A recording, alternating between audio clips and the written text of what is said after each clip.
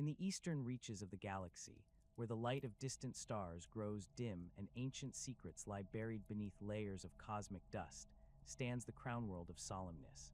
This tomb world serves as both fortress and gallery to one of the most enigmatic figures in the Necron hierarchy, Trazyn the Infinite, overlord of Solemnace and self-appointed guardian of galactic history. Unlike his fellow Necron nobles who dream of reconquest and the restoration of their ancient empire, Trazyn has embraced a fundamentally different philosophy, one that places preservation above destruction and collection above conquest. Trazyn's origins trace back to the height of the Necrontyr civilization, when he served as a member of the powerful Nihilak dynasty. During those flesh-bound millennia before biotransference, he held considerable influence within the dynasty's court structure, demonstrating the keen intellect and obsessive attention to detail that would later define his post-awakening existence.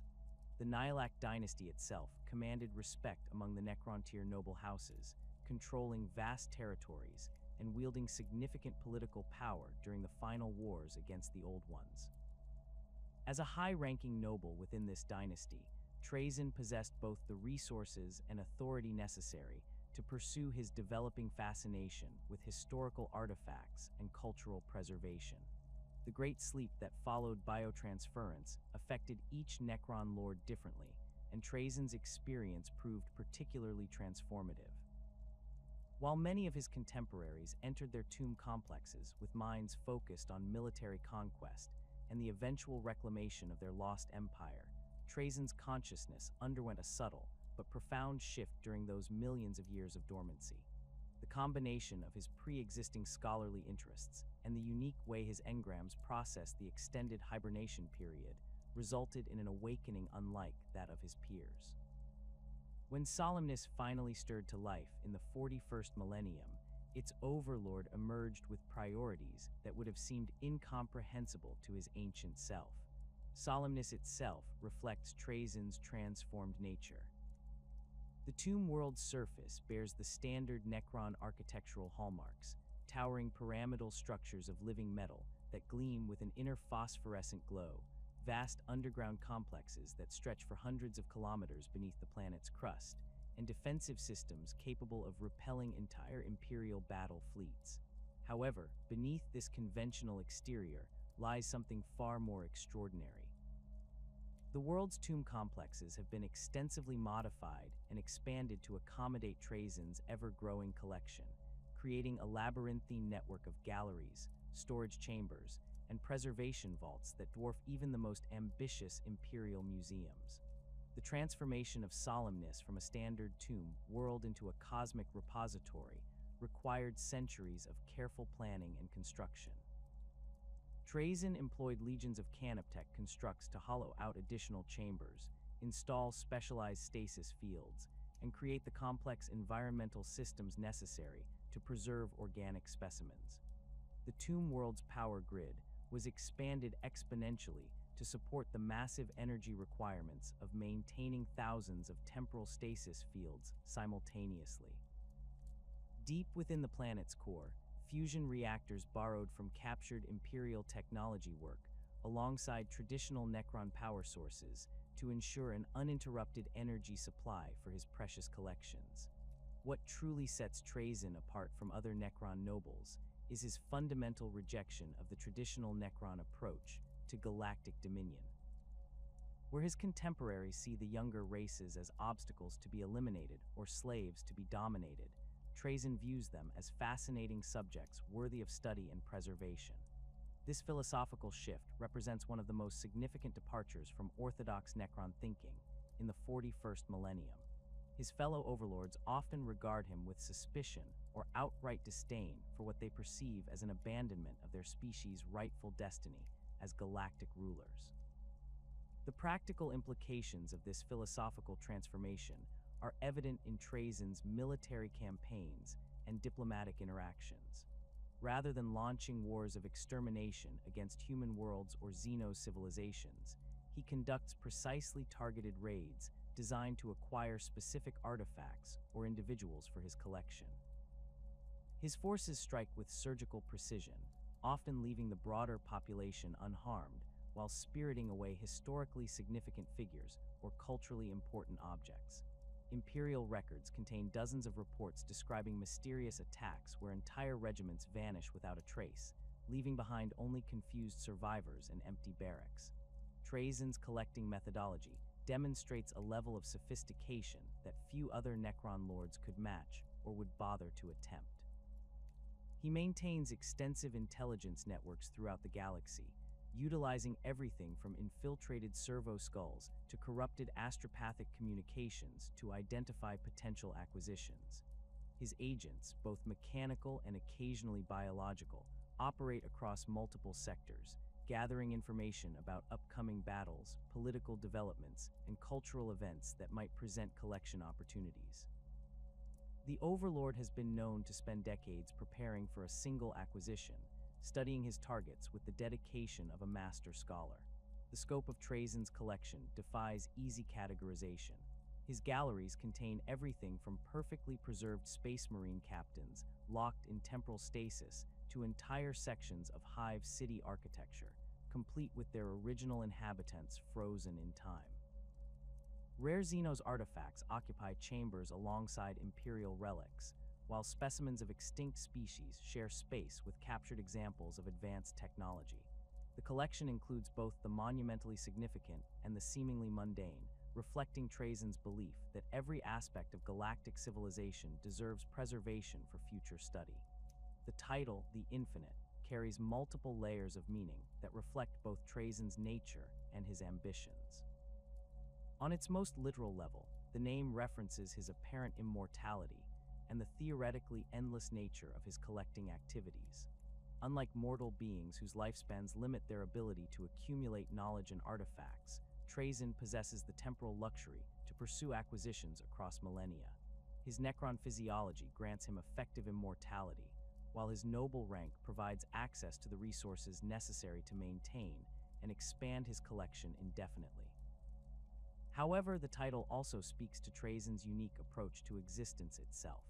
Where other Necron lords define themselves through conquest, territorial expansion, or the pursuit of their species' ancient glory, Trazyn has embraced the infinite nature of knowledge and history. His collection represents an attempt to capture and preserve the infinite complexity of galactic civilization, creating a permanent record of cultures, individuals, and events that would otherwise be lost to time. In this sense, he has become infinite not through conquest, but through the accumulation of infinite knowledge and experience. The psychological implications of Trazyn's transformation during the Great Sleep continue to influence his behavior in ways that distinguish him from other awakened Necron nobles. His obsessive collecting represents more than simple hoarding or academic interest. It reflects a fundamental need to impose order and permanence on a galaxy characterized by constant change and destruction. Each new acquisition serves as a small victory against entropy, a preserved moment of perfection that will endure long after its original context has crumbled to dust. This compulsive preservation instinct manifests in behaviors that often confuse or frustrate other Necron lords. Trazyn has been known to interrupt his own military campaigns to secure a particularly interesting specimen, sometimes allowing enemy forces to escape rather than risk damage to a potential acquisition. His tomb complexes operate under strict protocols designed to minimize any risk to his collection, with multiple redundant systems ensuring that even catastrophic damage to Solemnace itself would not result in the loss of his most prized specimens. The relationship between Trazyn and the broader Necron hierarchy remains complex and often strained. While his noble rank within the Nihilak dynasty grants him considerable autonomy, his unconventional priorities and methods frequently put him at odds with more traditional overlords. Some view his activities as a harmless eccentricity, while others consider his preservation of younger races to be a form of heresy against Necron supremacy. This tension has occasionally erupted into open conflict, though Trazyn's formidable defenses and strategic value as an intelligence gatherer have thus far protected him from serious reprisals. Despite these philosophical differences, Trazyn's unique position within Necron society provides him with advantages that more conventional nobles lack.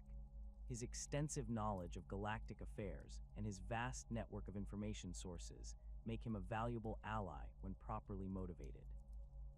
Other overlords have learned to approach him not as a subordinate or rival, but as a specialist whose services can be negotiated for the right price, usually paid in rare artifacts or access to historically significant events. The transformation of Trazyn from a conventional Necron noble into the galaxy's most dedicated archaeologist represents one of the most fascinating examples of how the Great Sleep affected individual Necron consciousness. His journey from conquest-focused dynastic lord to obsessive collector illustrates the complex ways in which millions of years of dormancy could reshape fundamental aspects of Necron psychology and motivation. The true marvel of Solemnace lies not in its surface monuments or defensive installations, but in the vast network of galleries that honeycomb the tomb world's interior. These subterranean complexes stretch across continents, delving deep into the planet's mantle, where specialized excavation protocols have carved out chambers of impossible scale. The galleries themselves represent the culmination of Necron architectural mastery, merged with Trazyn's obsessive requirements for preservation and display. Unlike the standardized tomb complexes found on other Necron worlds, Solemnace's interior spaces have been custom designed to accommodate collections that span the breadth of galactic civilization. The primary gallery networks follow a tesseract labyrinth construction that defies conventional three-dimensional architecture. Necron dimensional science allows these spaces to exist in a state of controlled spatial distortion, where corridors can extend for kilometers while occupying only a fraction of that distance in real space. Walking through these galleries creates a disorienting experience even for beings accustomed to advanced technology. Passages that appear to stretch in straight lines for hundreds of meters suddenly reveal themselves to be following complex geometric patterns that fold back upon themselves through higher dimensional space. The effect allows Trazyn to maximize storage capacity while maintaining the aesthetic presentation he demands for his collection. The construction materials themselves reflect the sophisticated engineering required to maintain such structures across millennia. Living metal forms the primary framework, its self-repairing properties essential for maintaining structural integrity in spaces subject to constant dimensional manipulation. The walls incorporate specialized alloys that can interface directly with stasis field generators, creating seamless transitions between normal space and the temporal suspension fields that preserve Trazyn's specimens. Phosphorescent veins run through the metal, providing illumination that can be adjusted to complement different types of displays, while ensuring that organic specimens receive appropriate light spectra for long-term preservation. The tesseract labyrinth design serves multiple purposes beyond simple space optimization. The complex geometric patterns create natural security barriers that confuse intruders while providing Trazyn with multiple escape routes and defensive positions. Sections of the galleries can be isolated instantly through phase gate activation, trapping hostile forces in pocket dimensions where they pose no threat to the collection. The labyrinthine structure also allows for specialized environmental zones, with different sections maintaining the precise atmospheric conditions required for various types of specimens. Each major gallery complex focuses on specific categories within Trazyn's collection, though the organizational system follows principles that would challenge even the most dedicated Imperial archivists. The halls of flesh house living specimens from across the galaxy, with environmental systems capable of maintaining everything from the frigid conditions preferred by ice world inhabitants to the high radiation environments required for certain mutant strains. The chambers of war contain military artifacts and preserved battlefield scenes, including entire sections of fortifications, complete with their defending forces frozen at the moment of capture. The stasis crypts represent the most technologically sophisticated aspect of Trazyn's preservation systems.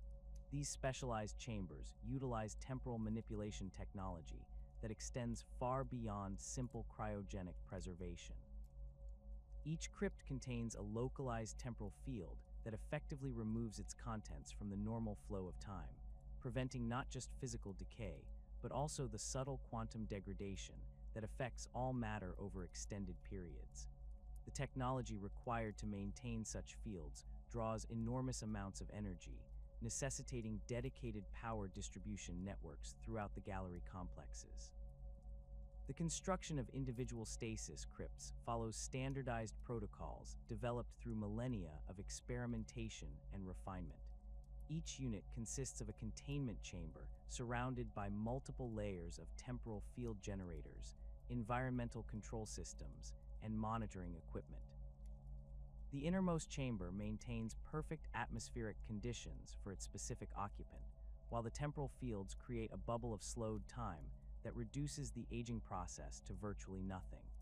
Advanced specimens receive additional protective measures, including psychic dampening fields for individuals with warp-based abilities and specialized containment protocols for particularly dangerous subjects. The preservation process itself requires careful calibration to account for the unique characteristics of each specimen. Living beings must be placed in stasis at the precise moment when their biological systems achieve optimal stability, typically during periods of rest or unconsciousness. The temporal fields then maintain this state indefinitely, preserving not just physical condition, but also mental patterns and memory engrams. Trazyn has perfected techniques for maintaining stasis fields around specimens that would normally resist such containment, including space marines whose enhanced physiology might otherwise disrupt the delicate temporal matrices. Monitoring systems throughout the stasis crypts provide constant surveillance of preservation conditions and specimen status. Automated protocols can adjust environmental parameters in response to subtle changes in biological indicators, ensuring that each preserved being remains in optimal condition regardless of external circumstances. The monitoring networks also serve security functions, alerting Trazyn to any attempts at unauthorized access or potential system failures that might threaten his collection. The dimensional pocket technology employed throughout Solemnace represents some of the most advanced spatial manipulation techniques in Necron science. These pocket dimensions allow Trazyn to house collections that would be physically impossible to contain within the tomb world's actual volume. Entire Imperial Guard regiments occupy spaces no larger than standard storage chambers, while massive Xenos war machines rest in pockets that appear as simple wall alcoves from the outside. The technology works by creating stable tiers in space-time that connect to artificially generated pocket universes, each tailored to house specific types of specimens or artifacts. Creating and maintaining these dimensional pockets requires precise control over gravitational fields and space-time curvature. The process begins with the generation of controlled singularities that serve as anchor points for the dimensional tiers. These micro-black holes are contained within specialized housing units that prevent them from affecting the surrounding gallery structure, while allowing them to maintain the necessary gravitational distortions. The pocket dimensions themselves exist in a state of controlled expansion, growing or contracting as needed to accommodate new additions to the collection. The interface between normal space and the dimensional pockets utilizes phase gate technology adapted from standard Necron teleportation systems. These gates can be activated selectively, allowing Trazyn to access specific pockets while keeping others sealed. The activation process requires biometric identification and specific command protocols, ensuring that only authorized personnel can access the collection. Emergency systems can instantly seal all dimensional pockets in the event of a security breach, effectively removing the entire collection from accessible space until the threat is neutralized. Each dimensional pocket maintains its own environmental systems and preservation protocols, allowing for specialized storage conditions that would be impossible to achieve in normal space. Vacuum-dwelling species can be housed in perfect void conditions, while specimens requiring extreme temperatures or atmospheric compositions receive precisely controlled environments. The pocket dimensions also provide natural protection against external threats, as they exist outside normal space-time and cannot be affected by conventional weapons or psychic attacks. The security measures protecting Trazyn's galleries represent a comprehensive defense network that combines active and passive systems with autonomous defensive constructs. Canoptech constructs form the backbone of the security apparatus, with specialized variants designed specifically for gallery protection duties. Canoptech Wraiths patrol the Tesseract corridors, using their phase shift capabilities to move through solid walls and surprise intruders. Their whip coils can disable most biological threats without causing permanent damage that might affect potential additions to the collection. Canoptech Spiders serve as mobile command nodes for the security network, coordinating defensive responses and managing repair protocols for damaged gallery systems. These constructs can rapidly deploy additional defensive measures, including temporary stasis fields to contain intruders and emergency barriers to protect vulnerable collection areas. Their scarab swarms provide constant surveillance throughout the gallery complexes, creating an omnipresent monitoring network that can detect even the smallest disturbances. Canoptech Tomb Sentinels guard critical junctions and high-value collection areas, their massive frames and devastating weaponry serving as final barriers against serious threats. These constructs are programmed with specific protocols for protecting the collection, prioritizing the preservation of specimens over the destruction of intruders whenever possible. Their targeting systems can distinguish between different threat levels, applying appropriate levels of force to neutralize dangers while minimizing collateral damage to nearby exhibits. The phase gate network throughout the galleries serves dual purposes as both transportation system and security measure. Gates can be activated to provide rapid movement between distant sections of the complex, allowing Trazyn and his constructs to respond quickly to threats or collection opportunities. The same gates can be used defensively to redirect attacks, trap intruders in isolated sections, or evacuate valuable specimens to secure locations. Advanced gate configurations can create temporal loops that trap enemies in recursive spatial patterns, effectively removing them from the battlefield without permanent harm. Automated defense systems supplement the Canoptech security forces with a variety of technological countermeasures. Gauss flare arrays hidden within gallery walls can emerge to engage multiple targets simultaneously, their molecular disintegration beams calibrated to disable rather than destroy potential specimens. Tesla coil networks create electromagnetic barriers that can stun biological intruders while leaving mechanical systems unaffected. Particle whip emplacements provide area denial capabilities, creating energy barriers that prevent access to sensitive areas without causing permanent damage to the gallery structure. The integration of these various security systems creates overlapping fields of protection that adapt dynamically to changing threat conditions. Central coordination protocols analyze incoming threats and deploy appropriate countermeasures, escalating defensive responses only when necessary to preserve the collection. The system prioritizes containment over destruction, reflecting Trazyn's preference for adding successful intruders to his collection rather than simply eliminating them. This approach has resulted in several notable additions to the galleries, including Imperial Inquisitors and Chaos Space Marines, who attempted unauthorized access to Solemnace's treasures. Environmental control systems throughout the galleries maintain precise atmospheric conditions required for different types of specimens and artifacts. Advanced atmospheric processors can adjust oxygen levels, humidity, temperature, and even gravitational fields within specific zones to match the requirements of particular exhibits. These systems work in conjunction with the stasis crypts to ensure optimal preservation conditions, while also providing comfortable viewing environments for Trazyn during his frequent tour of the collection. The power requirements for maintaining such extensive gallery complexes necessitate sophisticated energy distribution networks that tap into Solemnace's primary power grid while maintaining independent backup systems. Fusion reactors adapted from captured Imperial technology supplement traditional Necron power sources, providing the massive energy requirements for temporal stasis fields and dimensional pocket maintenance. The distribution network includes multiple redundant pathways that ensure uninterrupted power supply even during combat operations or system maintenance periods.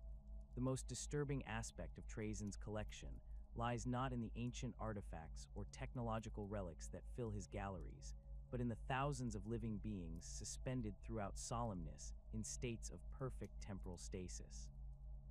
These specimens, drawn from every corner of the galaxy and representing dozens of different species, exist in a nightmarish limbo where consciousness persists while the body remains completely immobilized. Unlike simple cryogenic preservation or death itself, Trazyn's temporal stasis fields maintain full neural activity while preventing any physical movement or aging, creating what amounts to an eternal prison of awareness for his unwilling subjects. The methodology behind these living dioramas represents decades of experimentation with temporal manipulation technology. Trazyn discovered early in his collecting career that standard preservation techniques failed to capture the dynamic essence of living subjects. Corpses, no matter how perfectly preserved, lacked the vitality that made historical figures truly significant. Simple stasis fields that completely suspended biological activity reduced his specimens to little more than elaborate statues. The breakthrough came when Necron technicians developed selective temporal fields that could slow different biological processes at varying rates, maintaining consciousness and basic neural function while preventing muscular movement and cellular aging. The process begins with careful subject selection and capture.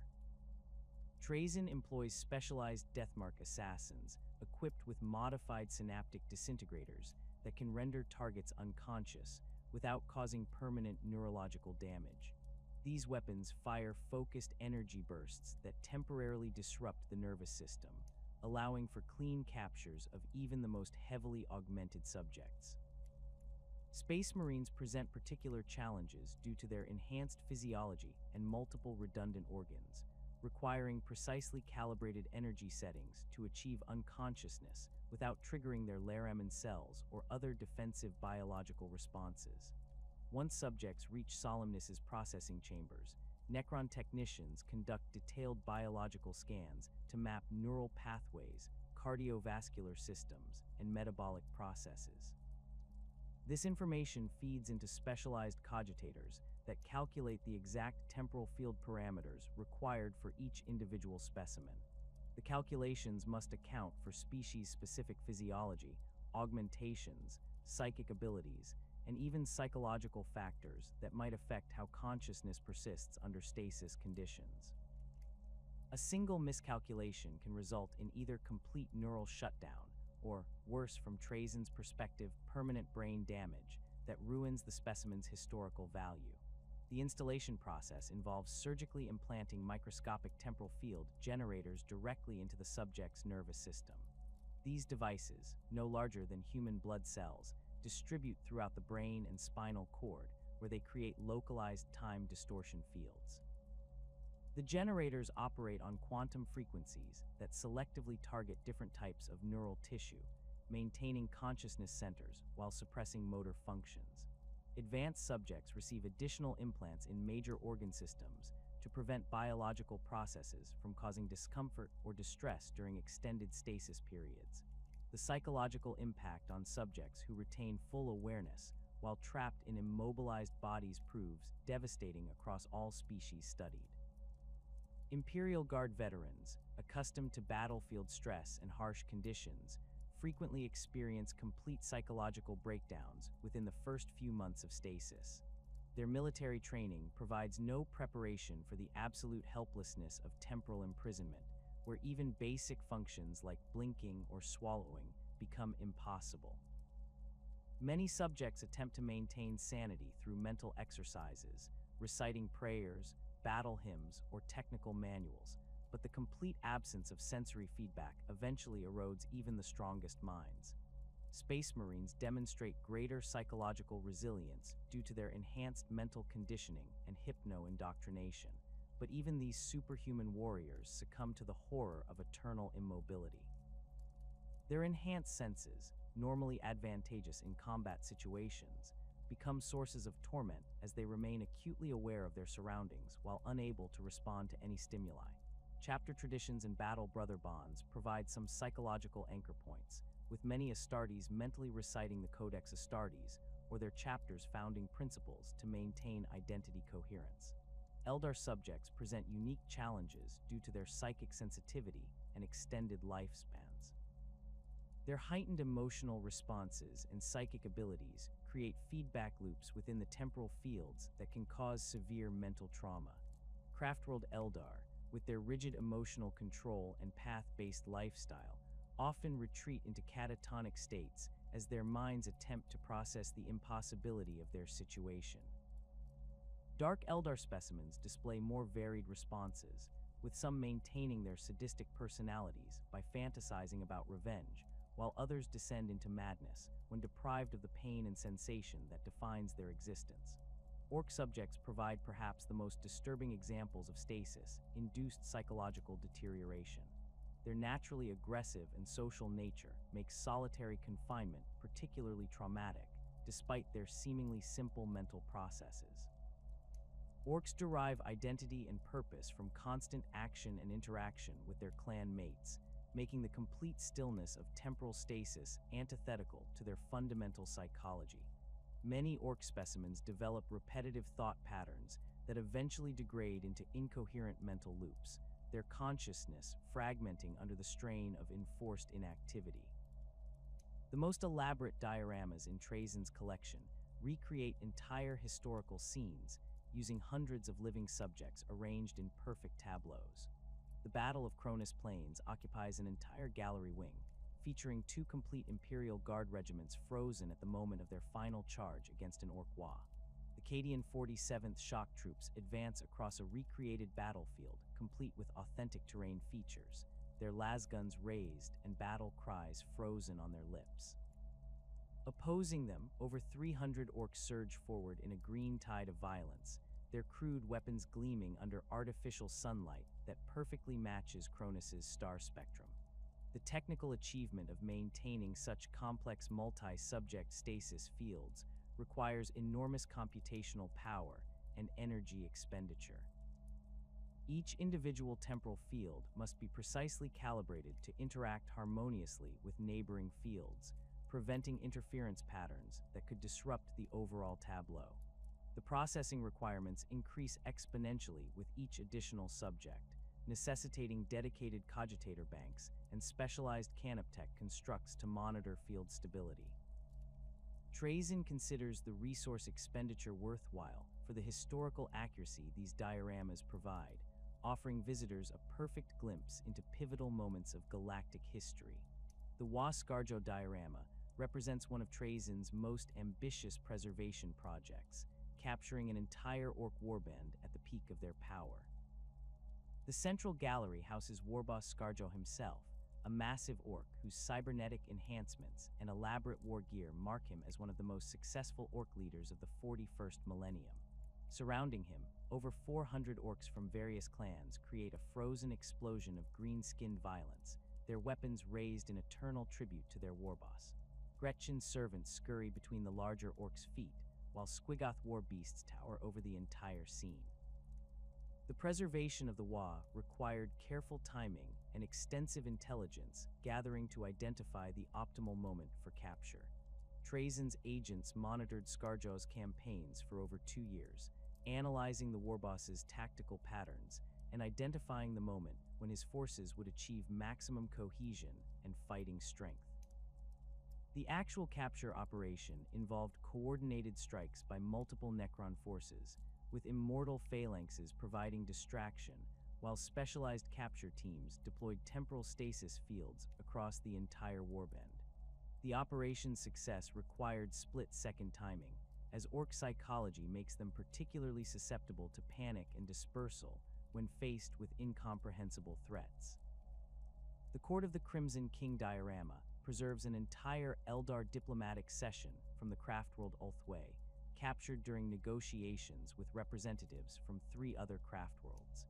The scene depicts Farseer Eldred Ulthrin in deep consultation with his fellow seers, their elegant forms arranged around a Wraithbone Council chamber that Trazyn had specially reconstructed within his galleries. The Eldar's natural grace and poise make them ideal subjects for such displays, their frozen forms maintaining an ethereal beauty that complements the sophisticated technology of their preservation systems. The capture of such high-value Eldar targets required months of preparation and the deployment of Trazyn's most advanced infiltration assets. Eldar's psychic abilities make them particularly difficult to approach undetected, necessitating the use of specialized death marks equipped with side-dampening equipment. The operation succeeded only because Trazyn correctly predicted the location and timing of the diplomatic meeting through analysis of Eldar prophecy patterns and craftworld movement data gathered over several decades. The successful capture of Eldred Ulthrin represents one of Trazyn's greatest collection coups, though the Farseer's continued psychic awareness in stasis creates ongoing containment challenges. Imperial subjects in the collection range from common guardsmen to high-ranking officials and Space Marine commanders. The Hall of Imperial Glory Houses preserved examples of virtually every major Imperial organization, including commissars caught in the act of executing cowards, tech priests performing sacred rituals, and even several inquisitors frozen while conducting heretic interrogations. Each specimen represents hours of careful study and preparation, as Imperial subjects often possess augmentations, psychic abilities, or specialized equipment that complicates the preservation process. The preservation of Space Marine subjects presents unique technical challenges due to their enhanced physiology and power armor systems. The temporal fields must account for the complex interactions between Astartes' biology and their armor's life support systems, maintaining both the warrior and his equipment in perfect stasis. Multi-lung respiratory systems, osmodula bone density, and other organ enhancements require specialized field calibrations that differ significantly from baseline human parameters.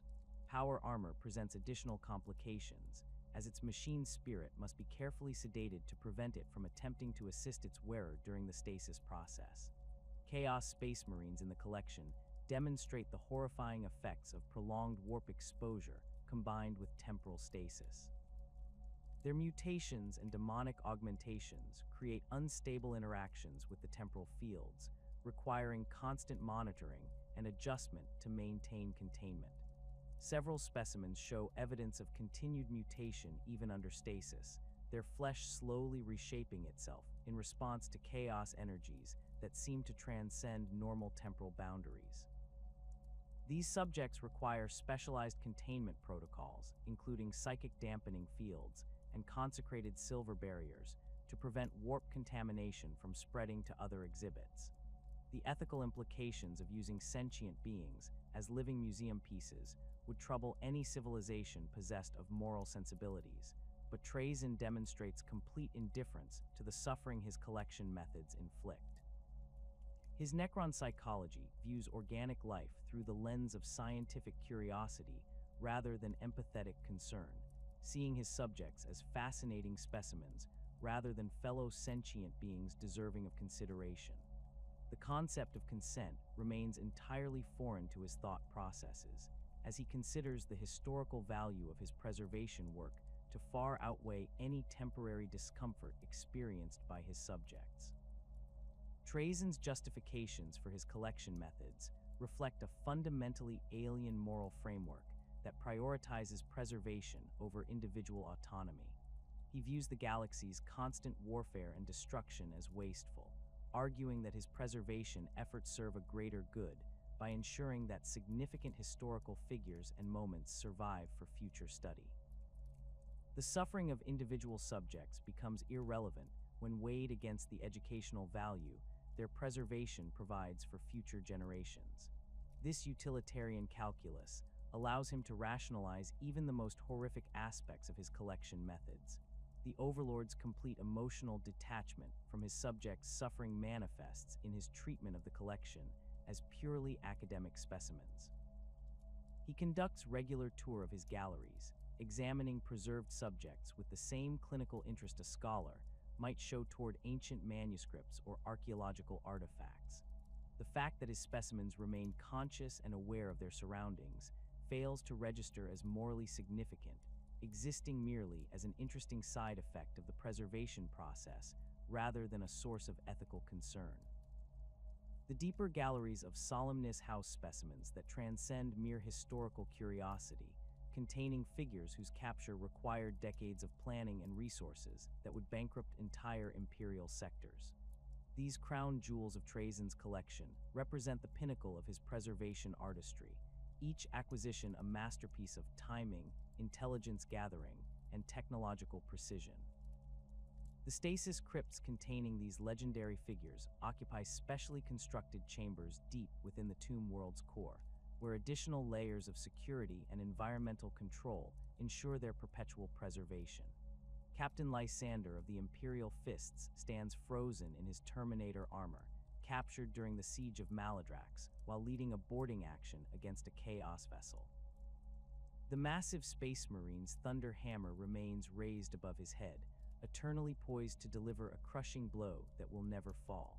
His Storm Shield bears fresh battle damage from the engagement, its adamantine surface scarred by demon claws and bolt impacts.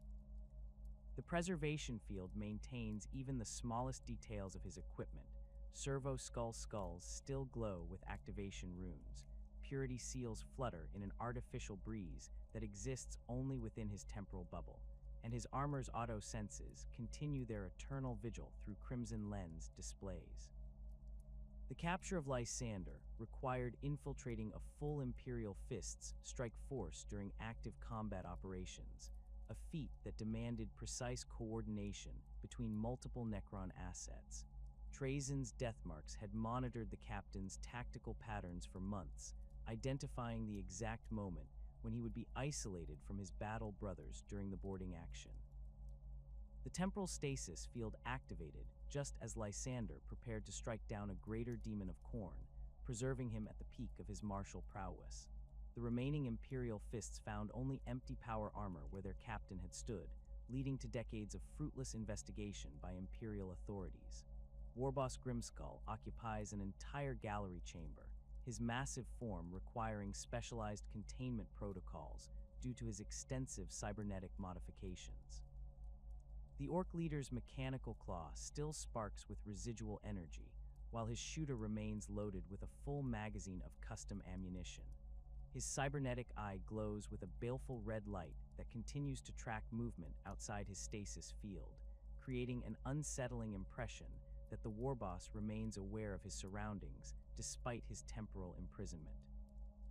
The preservation systems must constantly compensate for the unstable nature of Orc technology, as several of Grimskull's cybernetic implants continue attempting to function even under stasis.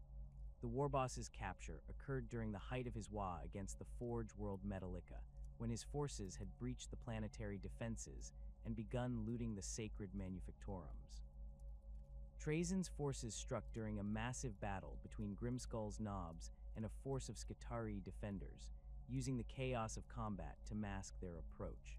The Orc's natural resistance to psychic effects complicated the stasis process, requiring multiple field generators working in concert to achieve complete temporal suspension. His warband's subsequent collapse without their leader's unifying presence provided Trazyn with additional specimens, including several knobs and a complete Stomp-A-War machine.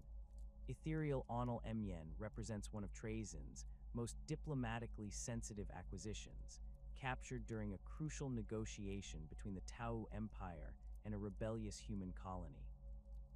The Ethereal's ceremonial robes remain pristine within his stasis field, their fabric maintaining the subtle shimmer that marks them as products of advanced Tau textile engineering. His honor blade rests across his knees in a gesture of peaceful intent that will endure for eternity, while his aged features display the serene confidence that made him one of the most influential ethereals of his generation. The preservation field maintains even the complex pheromone signatures that ethereals use to influence other Tau, creating a complete biological snapshot of this crucial cast member. The operation to acquire Onal Emyen required infiltrating a heavily defended Tau diplomatic facility while avoiding detection by both Tau security forces and human colonial militias. Trazyn's agents spent months studying Tau protocols and behavioral patterns, identifying the precise moment when the ethereal would be most vulnerable to capture. The successful extraction occurred during a formal ceremony, with temporal stasis fields activating just as the ethereal raised his honor blade in ritual salute. The Tau Empire's subsequent investigation into his disappearance led to increased security protocols that have significantly complicated Trazyn's future acquisition attempts within Tau space. Among the most controversial specimens in Trazyn's collection are the rumored remains of Primarch genetic material, artifacts whose very existence would trigger galaxy-spanning conflicts if their presence became widely known. Deep within Solemnace's most secure vaults, sealed behind multiple layers of temporal barriers and dimensional locks, these specimens represent the ultimate prize for any student of Imperial history. The genetic samples allegedly derived from the original Primarch creation laboratories on Terra, preserved through unknown means during the chaos of the Horus Heresy, and somehow acquired by Trazyn's agents during the 10 millennia since. The provenance of these samples remains shrouded in mystery, with even Trazyn's own records providing only fragmentary information about their acquisition.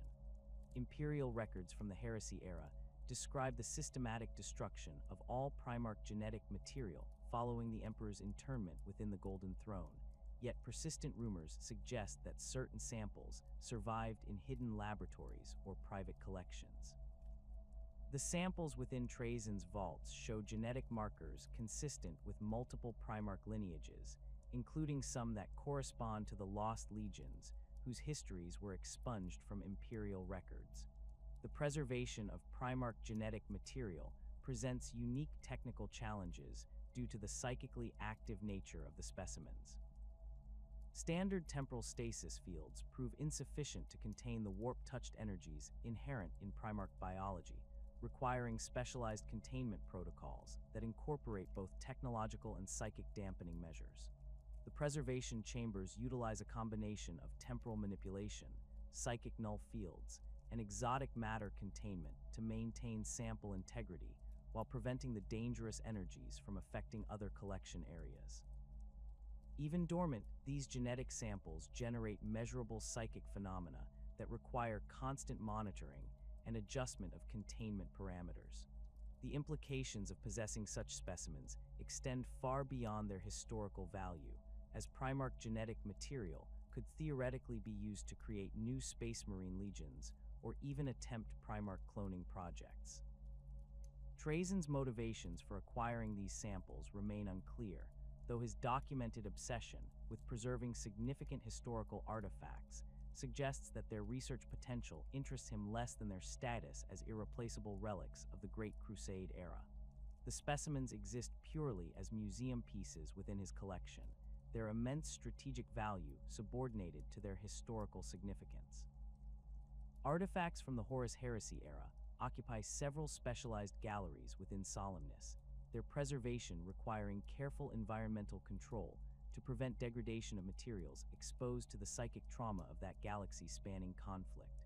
Fragments of the Vengeful Spirit's bridge contain scorch marks from the final confrontation between the Emperor and Horus, their molecular structure still bearing traces of the psychic energies unleashed during that climactic battle. Pieces of ceramite armor from various legions display battle damage that tells the story of brother fighting brother across 1,000 worlds, each scar and dent preserved with meticulous accuracy. The acquisition of these Heresy-era artifacts required extensive archaeological expeditions to battlefields across the galaxy, with Trazyn's forces conducting systematic excavations of sites where major engagements occurred. Many artifacts were recovered from the ruins of Isstvan III and Isstvan V, their preservation complicated by millennia of exposure to chaos energies that continue to influence their molecular structure. Others came from the siege of Terra itself, recovered from ruins that Imperial authorities had declared permanently off-limits due to their psychic contamination. Each artifact required individual assessment and specialized preservation protocols to ensure their long-term stability within the collection. The technological marvels within Trazyn's collection include fragments of standard template construct systems that predate the Age of Strife, their data cores containing manufacturing templates for technologies that the Imperium has spent 10 millennia trying to rediscover. These SDC fragments represent some of the most valuable artifacts in the galaxy, their potential to revolutionize Imperial manufacturing capabilities, making them priceless beyond measure. Trazyn's specimens include partial templates for advanced medical equipment, agricultural systems, and even fragmentary data relating to Dark Age of technology military hardware that surpasses current Imperial capabilities. The preservation of SDC fragments requires specialized containment protocols that protect their delicate data storage matrices while preventing unauthorized access to their contents. The fragments exist within sealed temporal bubbles that prevent data degradation while maintaining the quantum coherence necessary for information retrieval. Advanced security measures protect these specimens from both physical and digital intrusion attempts, with multiple layers of encryption and psychic barriers preventing unauthorized access to their contents. Trazyn views these artifacts purely as historical specimens rather than functional technology, their research potential subordinated to their value as relics of humanity's lost golden age. Eldar Wraithbone constructs throughout the collection demonstrate the sophisticated biotechnology that the dying race developed during their ancient empire's height.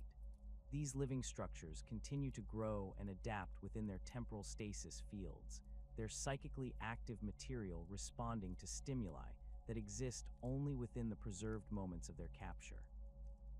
Wraithbone Guardian constructs stand eternal vigil over phantom threats, their spirit stones glowing with the trapped souls of long-dead Eldar warriors.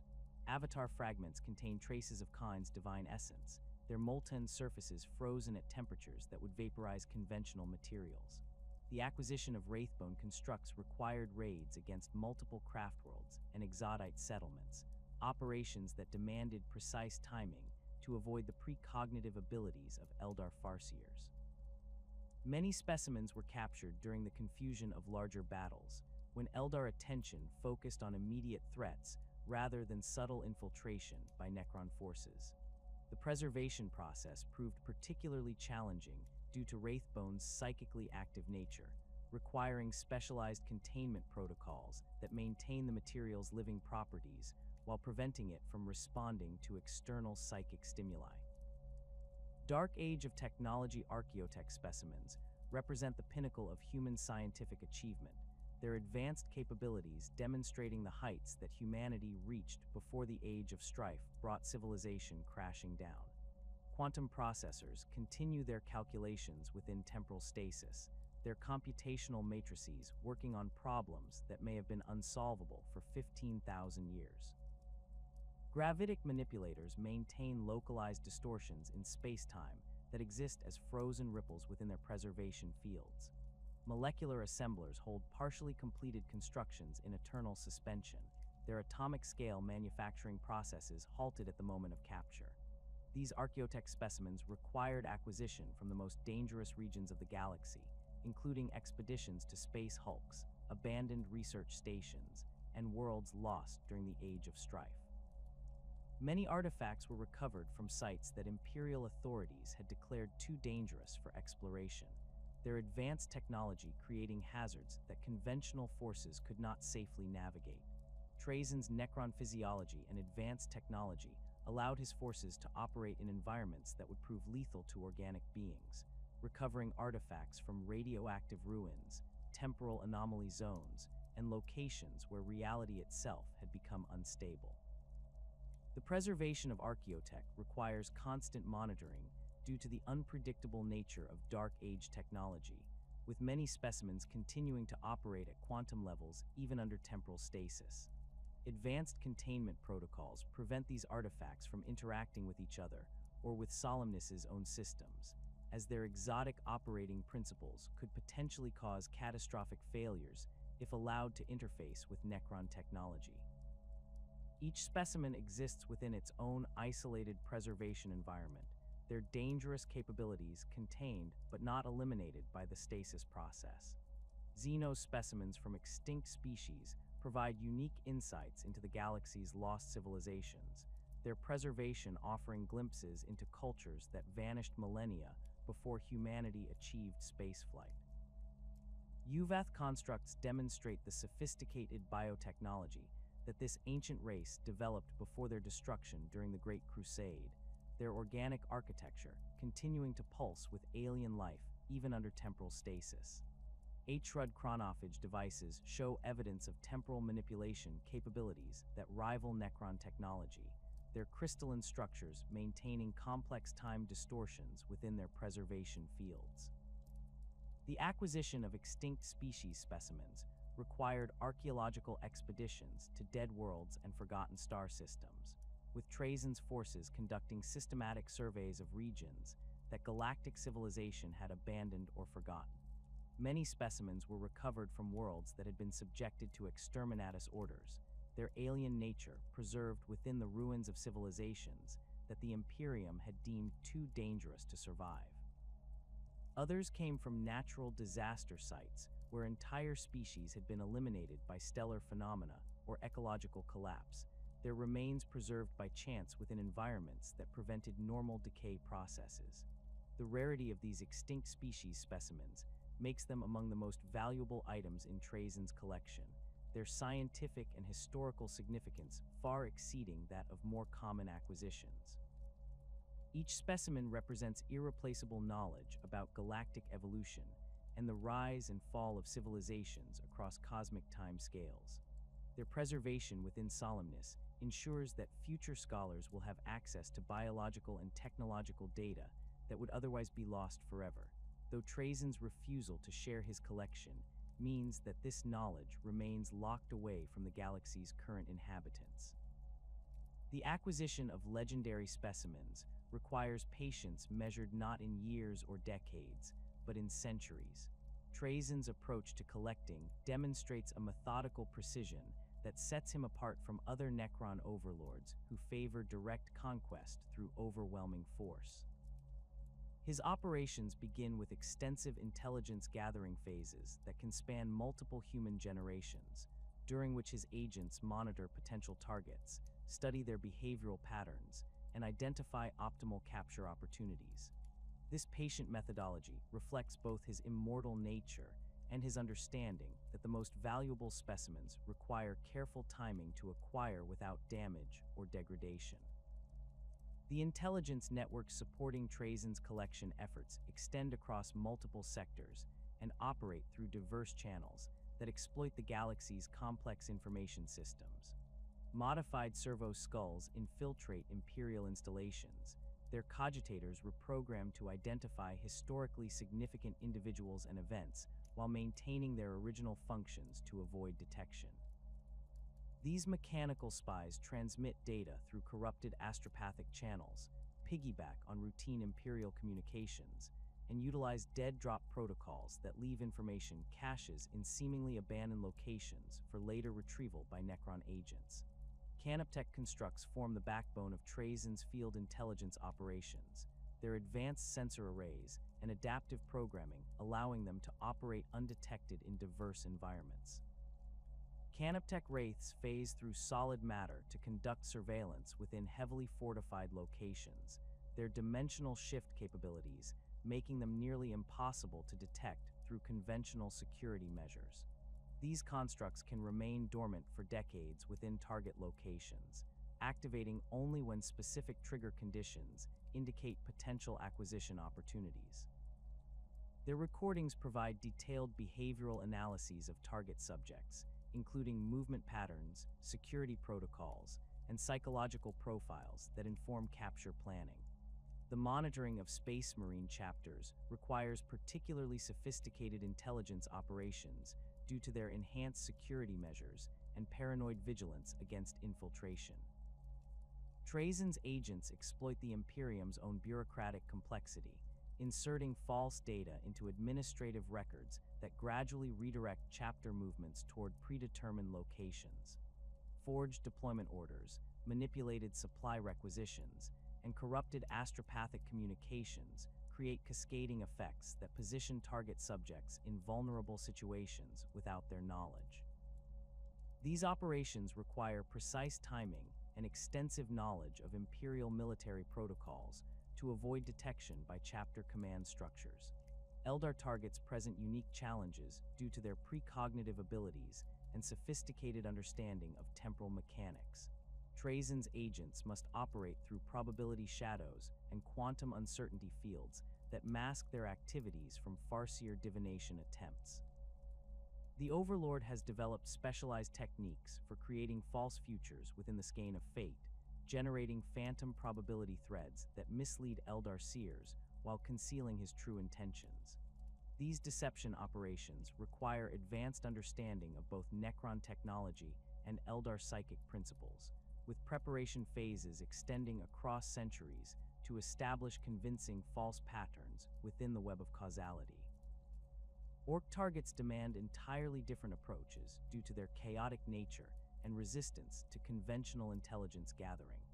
Trazyn's agents monitor WA movements through gravitational wave detection, tracking the massive fleet movements that herald major Orc campaigns. Specialized infiltration units disguised as scrap metal or abandoned technology insert themselves into Orc settlements, where they monitor clan politics and identify rising war bosses before their power reaches its peak. The unpredictable nature of Orc society makes long-term planning impossible, requiring rapid response capabilities and flexible tactical approaches that can adapt to changing circumstances within hours rather than years. The infiltration techniques employed during acquisition operations utilize the most advanced Necron technology available, combining dimensional phase shifting with temporal manipulation to achieve effects that appear supernatural even by the standards of the 41st millennium. Phase shift generators allow Necron operatives to exist partially outside normal space-time, rendering them invisible to most detection methods, while maintaining the ability to interact with physical objects when necessary.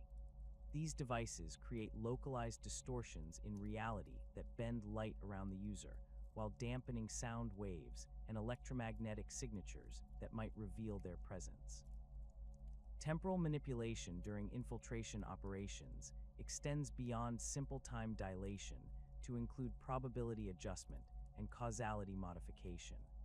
Necron agents can create temporal loops that repeat specific moments until optimal conditions develop, effectively allowing unlimited attempts at infiltration without alerting security systems to previous failures. Probability dampening fields reduce the likelihood of random events that might compromise operations, while causality anchors prevent temporal paradoxes from disrupting mission parameters.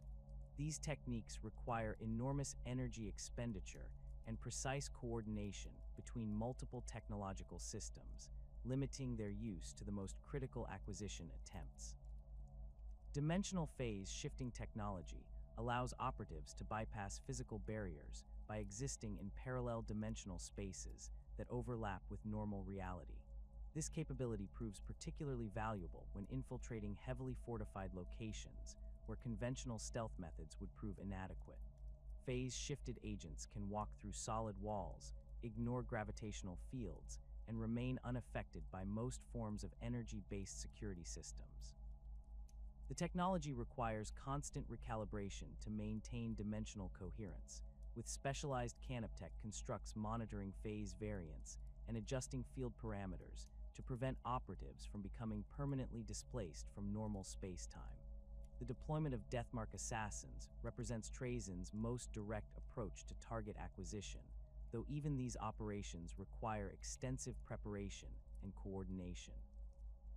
Deathmarks assigned to collection duties receive specialized equipment modifications that prioritize capture over elimination, their hyperspace hunters upgraded with synaptic disruptors and temporal stasis projectors.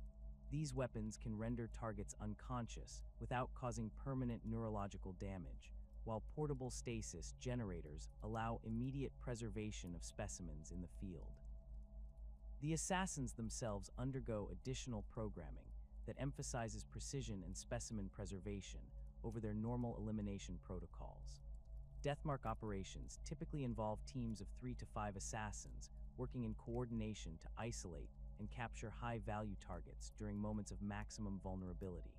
The assassins establish overlapping fields of fire that ensure complete coverage of the target area while maintaining escape routes for rapid extraction. Specialized ammunition includes neural disruptor rounds that can penetrate even the heaviest power armor to deliver precisely calibrated energy bursts directly to the target's nervous system. Backup systems include temporal anchor devices that prevent targets from escaping through teleportation or other dimensional travel methods. The coordination between Deathmarks and supporting Lychguard units creates multi-layered acquisition operations that can adapt to changing tactical situations. Lychguard serve as both heavy assault elements and specimen protection units, their warscythes and hyperphase swords capable of carving through enemy defenses, while their dispersion shields provide mobile cover for extraction operations. These elite warriors receive specialized training in specimen handling and preservation protocols, ensuring that captured targets receive appropriate care during transport to Solemnace. Their presence also provides psychological deterrent effects that discourage pursuit by enemy forces seeking to recover captured personnel. Lychguard units assigned to acquisition duties operate under modified tactical doctrines that prioritize stealth and precision over the overwhelming force typically associated with Necron military operations. Their equipment includes sound dampening systems, electromagnetic signature suppressors, and adaptive camouflage that allows them to blend with various environmental conditions. Modified resurrection protocols ensure that damaged Lychguard can be rapidly restored to operational status without compromising ongoing missions, while enhanced communication systems maintain coordination with Deathmark teams and orbital support elements. The use of Lychguard as acquisition agents requires careful selection of individuals whose personalities and tactical preferences align with collection operations rather than traditional combat roles.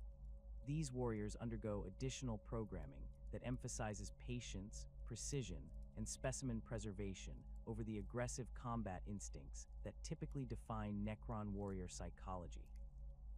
Their modified behavioral parameters allow them to operate effectively in stealth roles while maintaining the loyalty and dedication that makes them suitable for protecting Trazyn's most valuable acquisitions during transport and initial processing. When direct acquisition proves impossible or undesirable, Trazyn employs sophisticated negotiation and bargaining tactics that exploit his vast knowledge of galactic politics and his extensive collection of rare artifacts. These diplomatic approaches require careful analysis of potential trading partners to identify items or services that might motivate cooperation with his acquisition goals. Imperial commanders might be offered archaeotech components in exchange for access to historically significant personnel, while Chaos Warbands could receive ancient weapons in return for preserving specific individuals during their campaigns. The negotiation process typically begins with indirect contact through intermediaries who can establish communication without revealing Trazyn's direct involvement. These intermediaries include rogue traders, mercenary companies, and even certain inquisitors who maintain pragmatic relationships with Xenos entities when such cooperation serves imperial interests. Initial contact focuses on establishing mutual benefit arrangements that appear to serve both parties' interests while gradually steering negotiations toward Trazyn's actual acquisition goals. The Overlord's reputation for honoring agreements and delivering promised compensation helps maintain these relationships across multiple transactions. Trazyn's extensive collection provides him with unique bargaining assets that few other entities in the galaxy can match. Rare technological artifacts, extinct species specimens, and historical documents serve as currency in negotiations with various factions seeking specific items for their own purposes. Tech priests might trade access to Forge World facilities for SDC fragments, while Space Marine chapters could provide cooperation in exchange for gene seed samples from their founding legion. These transactions require careful evaluation to ensure that traded items provide adequate compensation for their loss, while not significantly diminishing the collection's overall value. The complexity of multi-party negotiations increases exponentially when acquisition targets involve multiple factions or politically sensitive subjects. Trazyn has successfully orchestrated elaborate schemes involving Imperial Guard regiments, Astartes chapters, and even inquisitorial forces, by creating situations where all parties benefit from his intervention while unknowingly facilitating his collection goals. These operations might involve providing intelligence about enemy movements, supplying rare resources during critical campaigns, or offering technological assistance that tips the balance in important conflicts. Long-term relationship management with various galactic factions requires Trazyn to maintain detailed psychological profiles of key individuals and organizations that might prove useful for future acquisition opportunities. His databases contain comprehensive analyses of Imperial commanders, Chaos warlords, Orc warbosses, and Eldar leaders, including their motivations, weaknesses, and potential leverage points that could be exploited during negotiations. This information gathering extends across centuries, with continuous updates that track changing political situations and emerging opportunities for mutually beneficial arrangements. The ethical considerations surrounding Trazyn's bargaining practices remain complex, as his negotiations often involve trading away items or information that could significantly impact galactic conflicts. Providing advanced weapons to Chaos forces might facilitate specific acquisition opportunities, while potentially contributing to Imperial defeats and civilian casualties. Similarly, sharing intelligence about Eldar movements with Imperial forces could lead to craftworld attacks that result in the deaths of thousands of innocent beings. Trazyn's utilitarian calculus weighs these consequences against the historical value of his acquisitions, typically concluding that preserving significant specimens justifies the collateral damage caused by his interventions. The documentation and analysis of successful acquisition operations provides valuable intelligence for future collection efforts, with detailed after-action reports identifying effective techniques and areas for improvement. These analyses cover every aspect of operations, from initial intelligence gathering through final specimen processing, creating comprehensive databases that inform tactical planning for similar future missions. Pattern recognition algorithms identify recurring themes and successful methodologies that can be adapted for different target types and operational environments. Failure analysis proves equally important for refining acquisition techniques, as unsuccessful operations provide insights into security vulnerabilities, tactical limitations, and technological requirements that need addressing. Trazyn maintains detailed records of failed acquisition attempts, including analysis of enemy countermeasures, equipment failures, and strategic miscalculations that contributed to operational failures. This information feeds into continuous improvement processes that enhance the effectiveness of future collection efforts, while reducing the risk of detection or compromise. The integration of acquisition operations with Trazyn's broader strategic goals requires careful coordination between collection activities and his other responsibilities as a Necron overlord. Military campaigns, diplomatic initiatives, and research projects must be balanced against collection opportunities to ensure optimal resource allocation and maximum strategic benefit. This coordination involves complex scheduling algorithms that identify synergistic opportunities where multiple objectives can be achieved through coordinated operations. The galaxy's most persistent thorn in Trazyn's side manifests in the form of Orokin the Diviner, a fellow Necron cryptech whose obsession with temporal manipulation and prophetic accuracy creates an inevitable collision course with the Overlord's collecting activities. Their rivalry transcends simple professional disagreement, representing a fundamental philosophical divide that cuts to the heart of Necron consciousness and purpose. Where Trazyn focuses his immortal existence on preserving the past through meticulous collection and documentation, Orokin dedicates his considerable abilities to predicting and manipulating future events with mathematical precision. Orokin's mastery of chronothermancy allows him to perceive potential futures with startling accuracy, creating detailed probability matrices that map possible outcomes across centuries of galactic development. His temporal calculations frequently identify pivotal moments where Trazyn's collection activities will significantly impact historical trajectories, leading to direct confrontations between the two ancient beings. The diviner views these interventions as dangerous disruptions to the natural flow of causality, arguing that removing key historical figures from their proper temporal contexts creates unpredictable ripple effects that could destabilize entire sectors.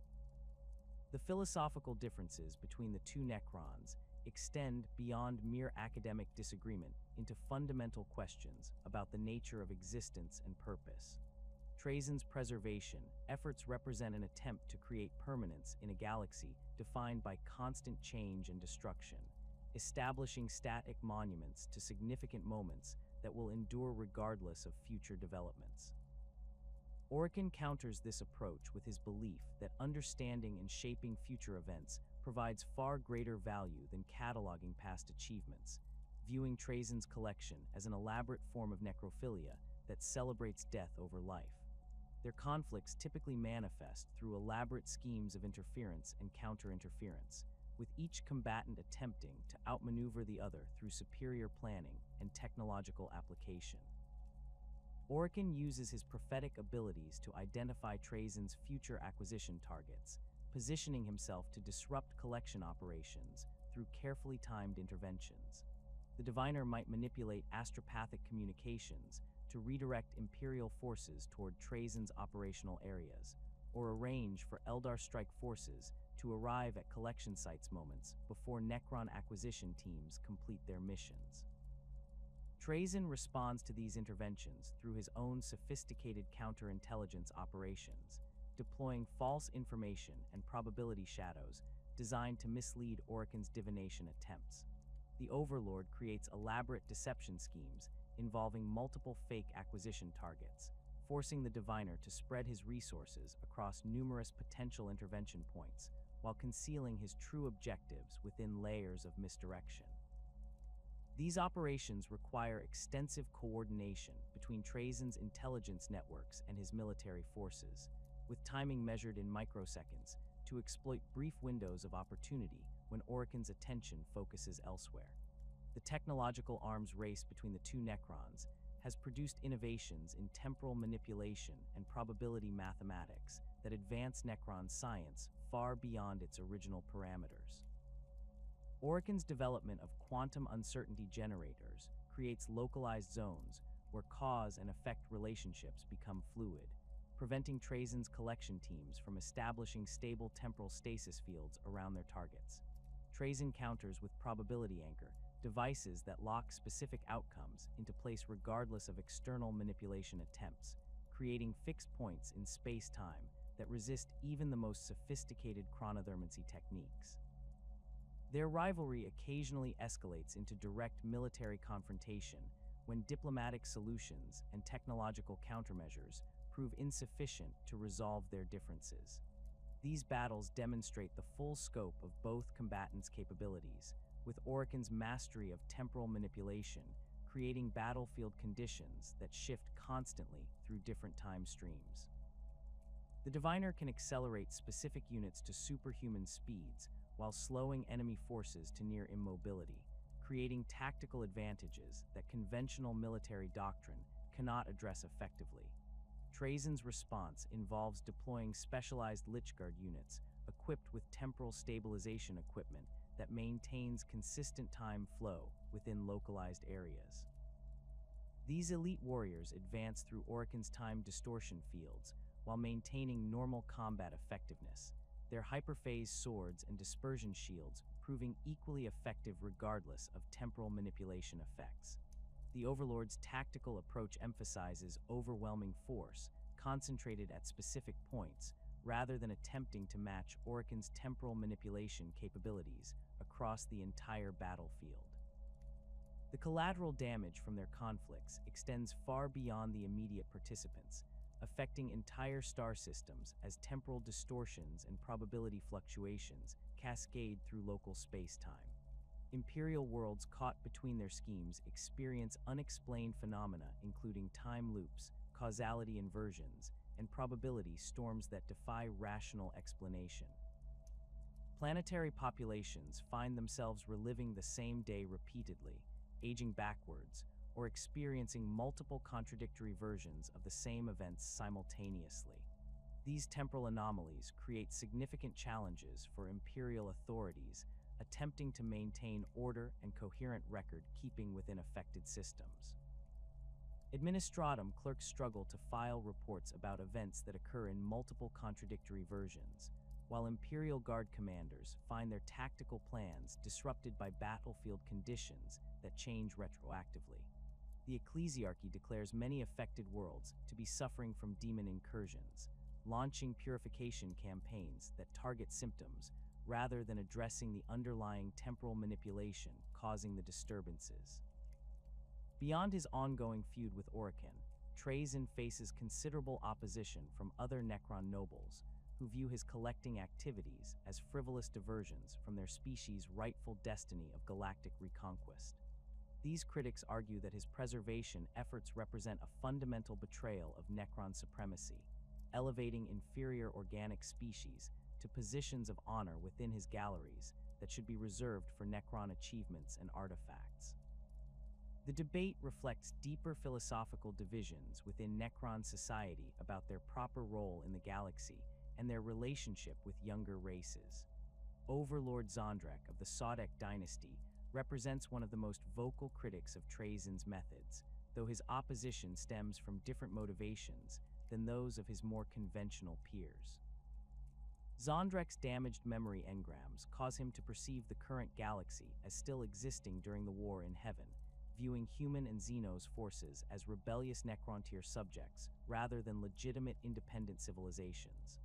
From his perspective, Trazyn's preservation of these rebels constitutes treason against the Necron crown, requiring immediate correction through proper military intervention. The criticism from Zondrek proves particularly frustrating for Trazyn because it comes from a fellow noble whose tactical brilliance and strategic acumen command respect throughout the Necron hierarchy. Zondrek's military campaigns demonstrate consistent success against Imperial and Xenos forces, lending credibility to his arguments about proper Necron priorities and methods. His condemnation of Trazyn's collecting activities carries weight within dynastic councils, creating political pressure that the Overlord must address through careful diplomacy and strategic alliance building. Overlord Anraker, the Traveler, presents a different form of opposition based on his mission to awaken dormant tomb worlds and unite the Necron species under centralized leadership. Anraker views Trazyn's focus on collecting organic specimens as a dangerous distraction from the urgent work of Necron reunification, arguing that such activities waste resources that could be better spent on awakening sleeping dynasties and coordinating military campaigns against younger races. His criticism focuses on practical considerations rather than philosophical objections, emphasizing the strategic opportunity costs of Trazyn's preservation efforts.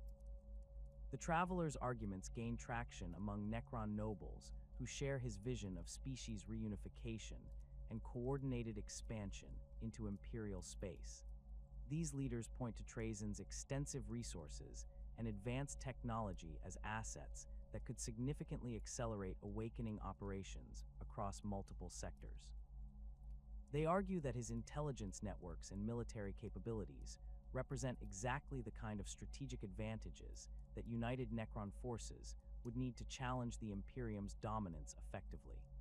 Trazyn's response to these criticisms emphasizes the long-term strategic value of his collection activities, arguing that his preservation efforts serve Necron interests by maintaining detailed records of enemy capabilities, tactical doctrines, and technological developments. His galleries contain comprehensive intelligence about Imperial military organization, Space Marine combat techniques, and Xenos technological capabilities that could prove invaluable for future conquest campaigns.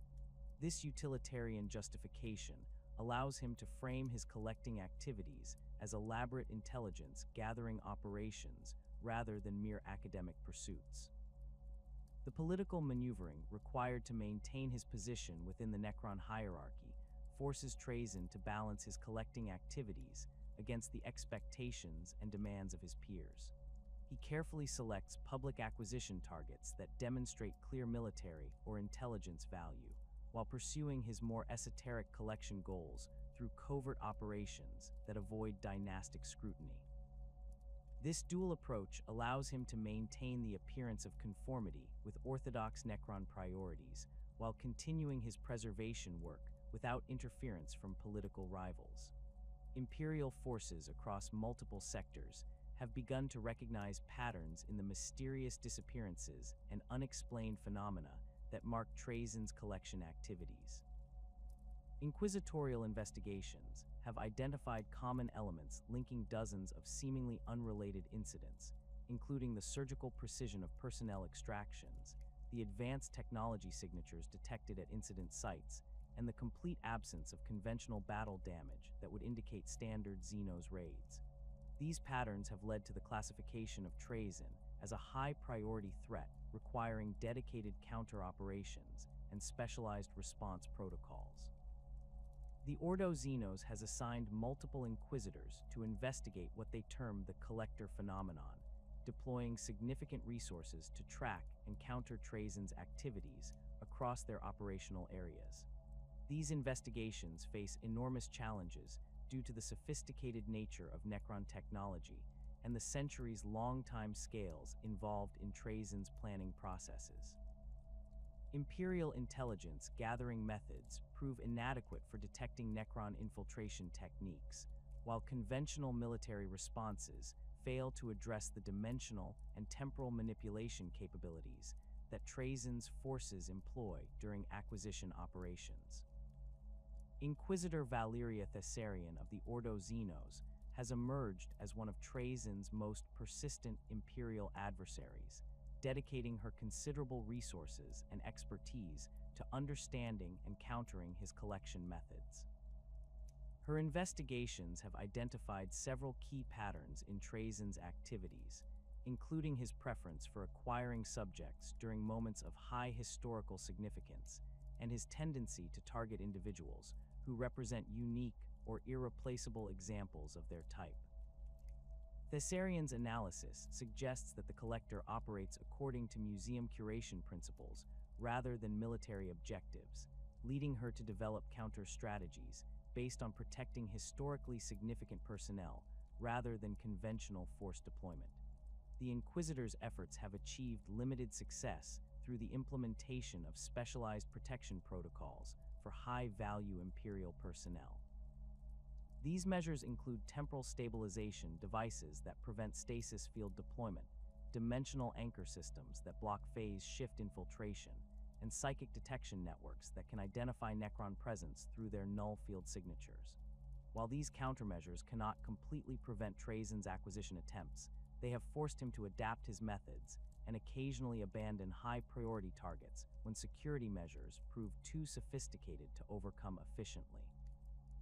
Thessarian's investigation has also revealed the extent of Trazyn's intelligence networks within Imperial space, identifying several compromised communication nodes and infiltrated servo skull populations that provide him with advance warning about Imperial troop movements and strategic planning.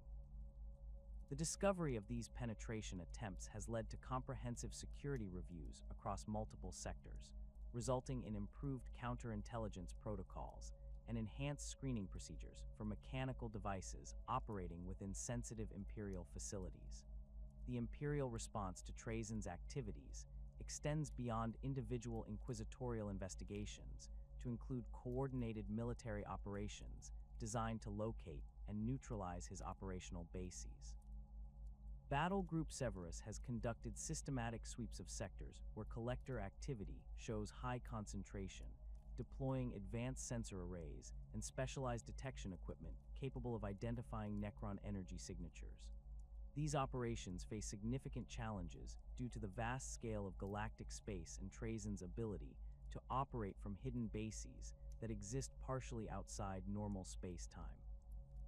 The military approach to countering Trazyn involves establishing rapid response forces equipped with specialized anti-Necron weaponry and trained in counter-infiltration techniques. These units include Tempestus Scions equipped with advanced detection gear, Space Marines strike forces with experience fighting Necron opponents, and even limited deployment of Grey Knights when psychic phenomena suggest dimensional manipulation activities. The coordination between these diverse forces requires sophisticated command and control systems that can respond to collector incidents within hours rather than the days or weeks typical of standard Imperial military responses. Eldar Farseers represent perhaps the most sophisticated opposition to Trazyn's collecting activities, their precognitive abilities allowing them to identify acquisition attempts before they occur and deploy countermeasures that exploit their superior understanding of temporal mechanics. The Eldar approach to opposing the Collector focuses on protecting pivotal historical moments from disruption rather than preventing specific acquisitions, recognizing that Trazyn's removal of key figures from their proper temporal contexts could create cascade effects that alter the course of galactic history in unpredictable ways. Farseer Eldred Ulthrin of Craftworld Ulthwé has personally intervened in several of Trazyn's major acquisition attempts, using his mastery of divination and temporal manipulation to create probability barriers that prevent successful specimen extraction. Eldred's interventions typically involve subtle manipulations of causality that ensure target subjects remain in locations where Trazyn's forces cannot reach them, without triggering larger conflicts that would draw unwanted attention from Imperial authorities or other Xenos factions. The Eldar understanding of the webway provides them with unique advantages in countering Trazyn's dimensional manipulation techniques, allowing their forces to appear at collection sites through routes that bypass normal space-time entirely. Striking Scorpion aspect warriors can emerge from webway gates positioned behind Necron lines, while Dark Reapers deploy from concealed positions that provide perfect fields of fire against Trazyn's extraction teams. These tactical advantages allow relatively small Eldar forces to disrupt much larger Necron operations through superior positioning and timing. The philosophical motivations driving Eldar opposition to Trazyn extend beyond simple territorial disputes to encompass their species' broader understanding of fate and destiny. Eldar Farseers view the galaxy's future through the lens of probability and potential, recognizing that certain individuals and events serve as crucial nexus points that determine the trajectory of entire civilizations. Trazyn's removal of these pivotal figures threatens to create temporal paradoxes and causality loops that could destabilize the fabric of reality itself, potentially triggering catastrophic consequences that extend far beyond the immediate effects of his collection activities. The complexity of Eldar opposition to Trazyn manifests through multi-layered strategies that operate across different temporal scales simultaneously. Short-term interventions focus on preventing specific acquisitions through direct military action or subtle manipulation of circumstances surrounding target subjects. Medium-term operations involve seeding false information into Trazyn's intelligence networks to misdirect his attention toward less significant targets while protecting truly crucial historical figures. Long-term strategies include manipulating the broader flow of galactic events to reduce the number of collection opportunities available to Trazyn while strengthening the defenses around historically significant individuals and locations. The ongoing nature of these conflicts creates a complex web of action and reaction that spans centuries, with each side adapting their methods in response to the other's evolving capabilities. Trazyn's development of probability shadow generators forces Eldar Farseers to employ increasingly sophisticated divination techniques, while Eldar temporal manipulation countermeasures drive innovation in Necron chronothermancy and dimensional science. This technological and tactical evolution ensures that the conflict between the Collector and his various adversaries continues to escalate in complexity and sophistication, creating an eternal game of strategy that plays out across the breadth of galactic space and time. The acquisition of the entire 15th Ventrilian Nobles Regiment during the Siege of Solemnace represents one of Trazyn's most audacious collection operations, requiring precise timing and technological coordination that pushed even Necron capabilities to their limits. The siege itself had raged for 18 months across the fortress world's primary continent, with the Ventrilian nobles serving as the spearhead of the Imperial counter-offensive against a massive Orc that had overrun 3 neighboring systems. The regiment's aristocratic officers and veteran troopers had distinguished themselves through months of brutal urban warfare, their disciplined formations and superior equipment gradually pushing the greenskin invaders back from the planet's critical infrastructure. Trazyn's interest in the Ventrilian nobles stemmed from their unique position as one of the few remaining regiments that maintained pre-unification Terra military traditions, their ceremonial uniforms and combat doctrines preserving elements of ancient Terran warfare that had survived the Emperor's conquest of humanity's birthworld. The regiment's officers carried weapons that dated back to the Age of Strife, their plasma pistols and power swords bearing maker's marks from forge complexes that had been destroyed millennia ago. Their battle standards displayed heraldry that predated the Imperial Aquila, making them living repositories of human military history that would be impossible to replace once lost to the grinding attrition of Imperial warfare. The extraction operation required Trazyn to coordinate the deployment of multiple Necron forces across a battlefield spanning hundreds of square kilometers, with timing measured in microseconds to ensure complete success. His intelligence networks had identified the exact moment when the Ventrilian nobles would advance through the ruins of Solemnace Prime's commercial district, their formation compressed into a relatively small area by the urban terrain. Canoptech spiders had spent weeks positioning specialized stasis field generators throughout the ruins, their constructs disguised as debris and wreckage to avoid detection by Imperial reconnaissance sweeps. The activation sequence began as Colonel Mordian Ventrilis raised his ancestral power sword to signal the final assault on the Orc stronghold. Temporal stasis fields erupted simultaneously across a 3-kilometer front, freezing over 4,000 Imperial guardsmen in perfect formation as they charged toward enemy positions. The energy requirements for maintaining such extensive stasis coverage forced Trazyn to tap directly into Solemnace's primary power grid, creating detectable gravitational distortions that Imperial sensors registered as localized space-time anomalies.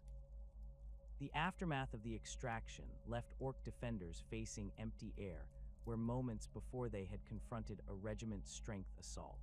The Greenskins' simple minds struggled to process the sudden disappearance of their enemies, with many Orcs assuming the Hummies had turned invisible through some form of sneaky trickery. Imperial Command initially attributed the regiment's disappearance to a catastrophic teleportation accident, launching extensive search operations across multiple star systems, while never suspecting that their missing soldiers now stood in eternal formation within Trazyn's galleries. The preservation of the entire regiment required constructing specialized display chambers that could accommodate their massive formation while maintaining the precise environmental conditions necessary for long-term stasis. The Ventrilian nobles occupy a gallery complex spanning several square kilometers, their ranks arranged exactly as they appeared at the moment of capture. Colonel Ventrilis remains frozen with his sword raised high, his weathered features displaying the grim determination that made him one of the regiment's most decorated officers. Behind him, company commanders maintain their positions in the formation, their Vox casters still transmitting final orders that will never reach their intended recipients. The theft of the clone lord Fabius Bile from under the noses of the Emperor's children required infiltrating one of the most paranoid and security-conscious chaos space marine warbands in the galaxy. Bile's reputation for brilliant genetic manipulation and his tendency to disappear for decades at a time made him an irresistible target for Trazyn's collection, representing one of the few individuals whose scientific knowledge rivaled that of the ancient Necrontyr biotransference masters. The Clone Lord's mobile laboratories contained genetic samples from dozens of species, including several that had been considered extinct for millennia, making his capture a potential windfall for Trazyn's xenobiological specimens. The operation's complexity stemmed from Bile's constant movement between different laboratory facilities, and his employment of multiple body doubles created through his own cloning techniques. Trazyn's agents spent over 2 years tracking the real Fabius Bile through his network of hidden research stations, analyzing genetic markers and behavioral patterns to distinguish him from his artificial duplicates. The Clone Lord's paranoia extended to employing different doubles for different types of meetings, with some clones programmed to believe they were the original Bile, while others served as obvious decoys designed to draw attention away from their creator's true activities. The breakthrough came when Trazyn's intelligence networks intercepted communications between Bile and a warband of Emperor's children led by Lord Commander Eidolon. The messages revealed plans for a joint operation to raid an Imperial research facility on the agri-world of Thessia Tertius, where Adeptus Mechanicus generators had been conducting experiments with Xeno's DNA samples recovered from a space hulk. Bile's personal involvement in the raid indicated that the facility contained specimens of sufficient rarity to warrant his direct attention, providing Trazyn with the opportunity he needed to identify and capture the real Clone Lord. The extraction took place during the height of the Chaos assault on the research facility, with Emperor's children Noise Marines providing devastating covering fire, while Bile's surgical servitors systematically looted the Genitor laboratories.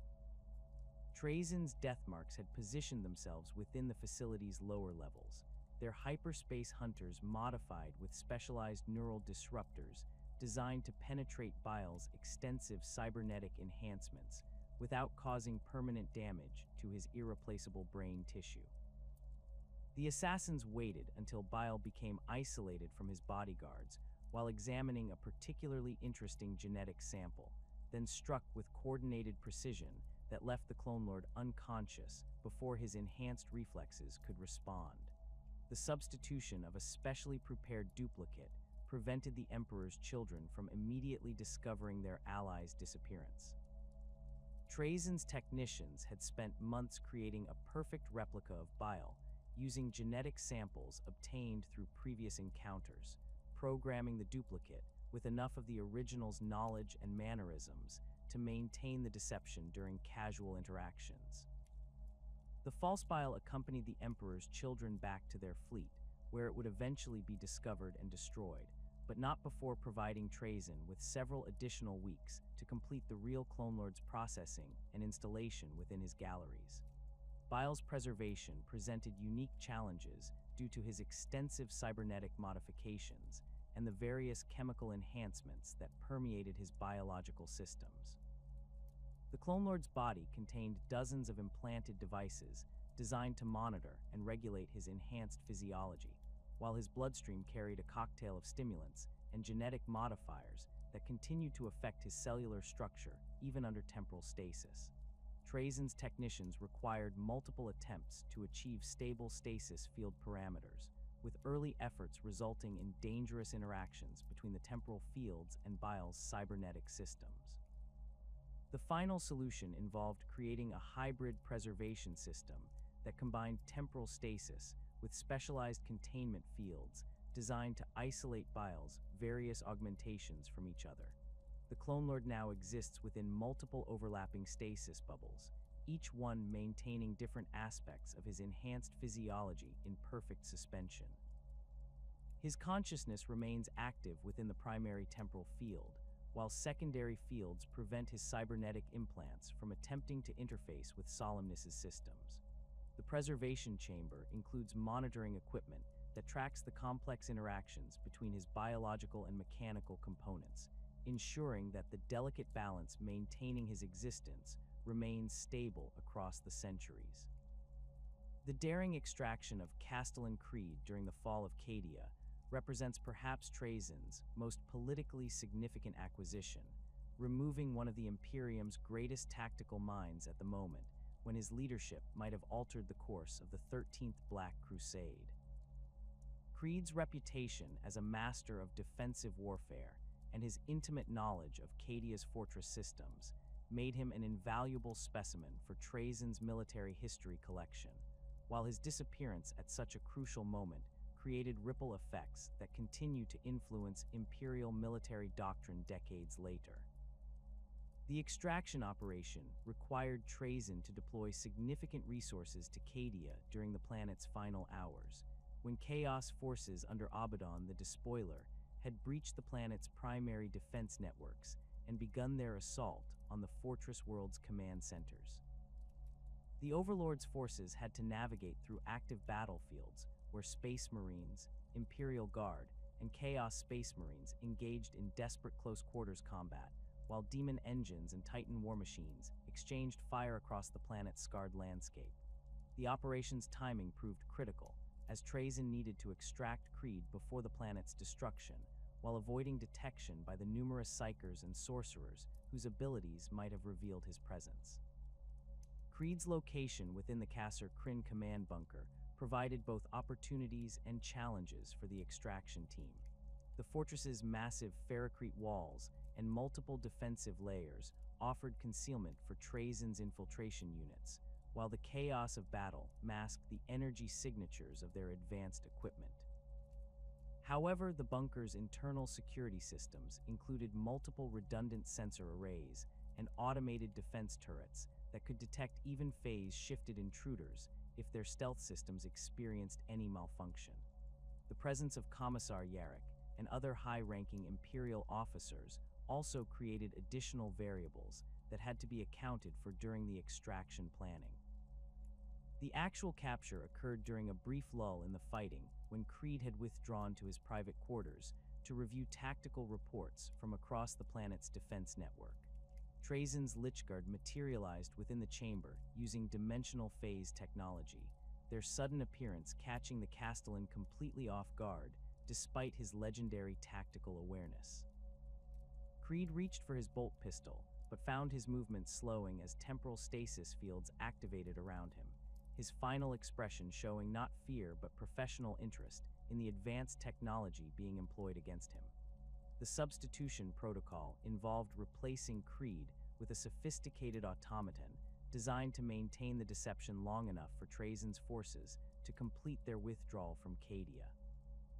The mechanical duplicate possessed enough of Creed's tactical knowledge and command presence to continue directing the planet's defense for several additional hours, issuing orders that maintained unit cohesion during the final stages of the battle.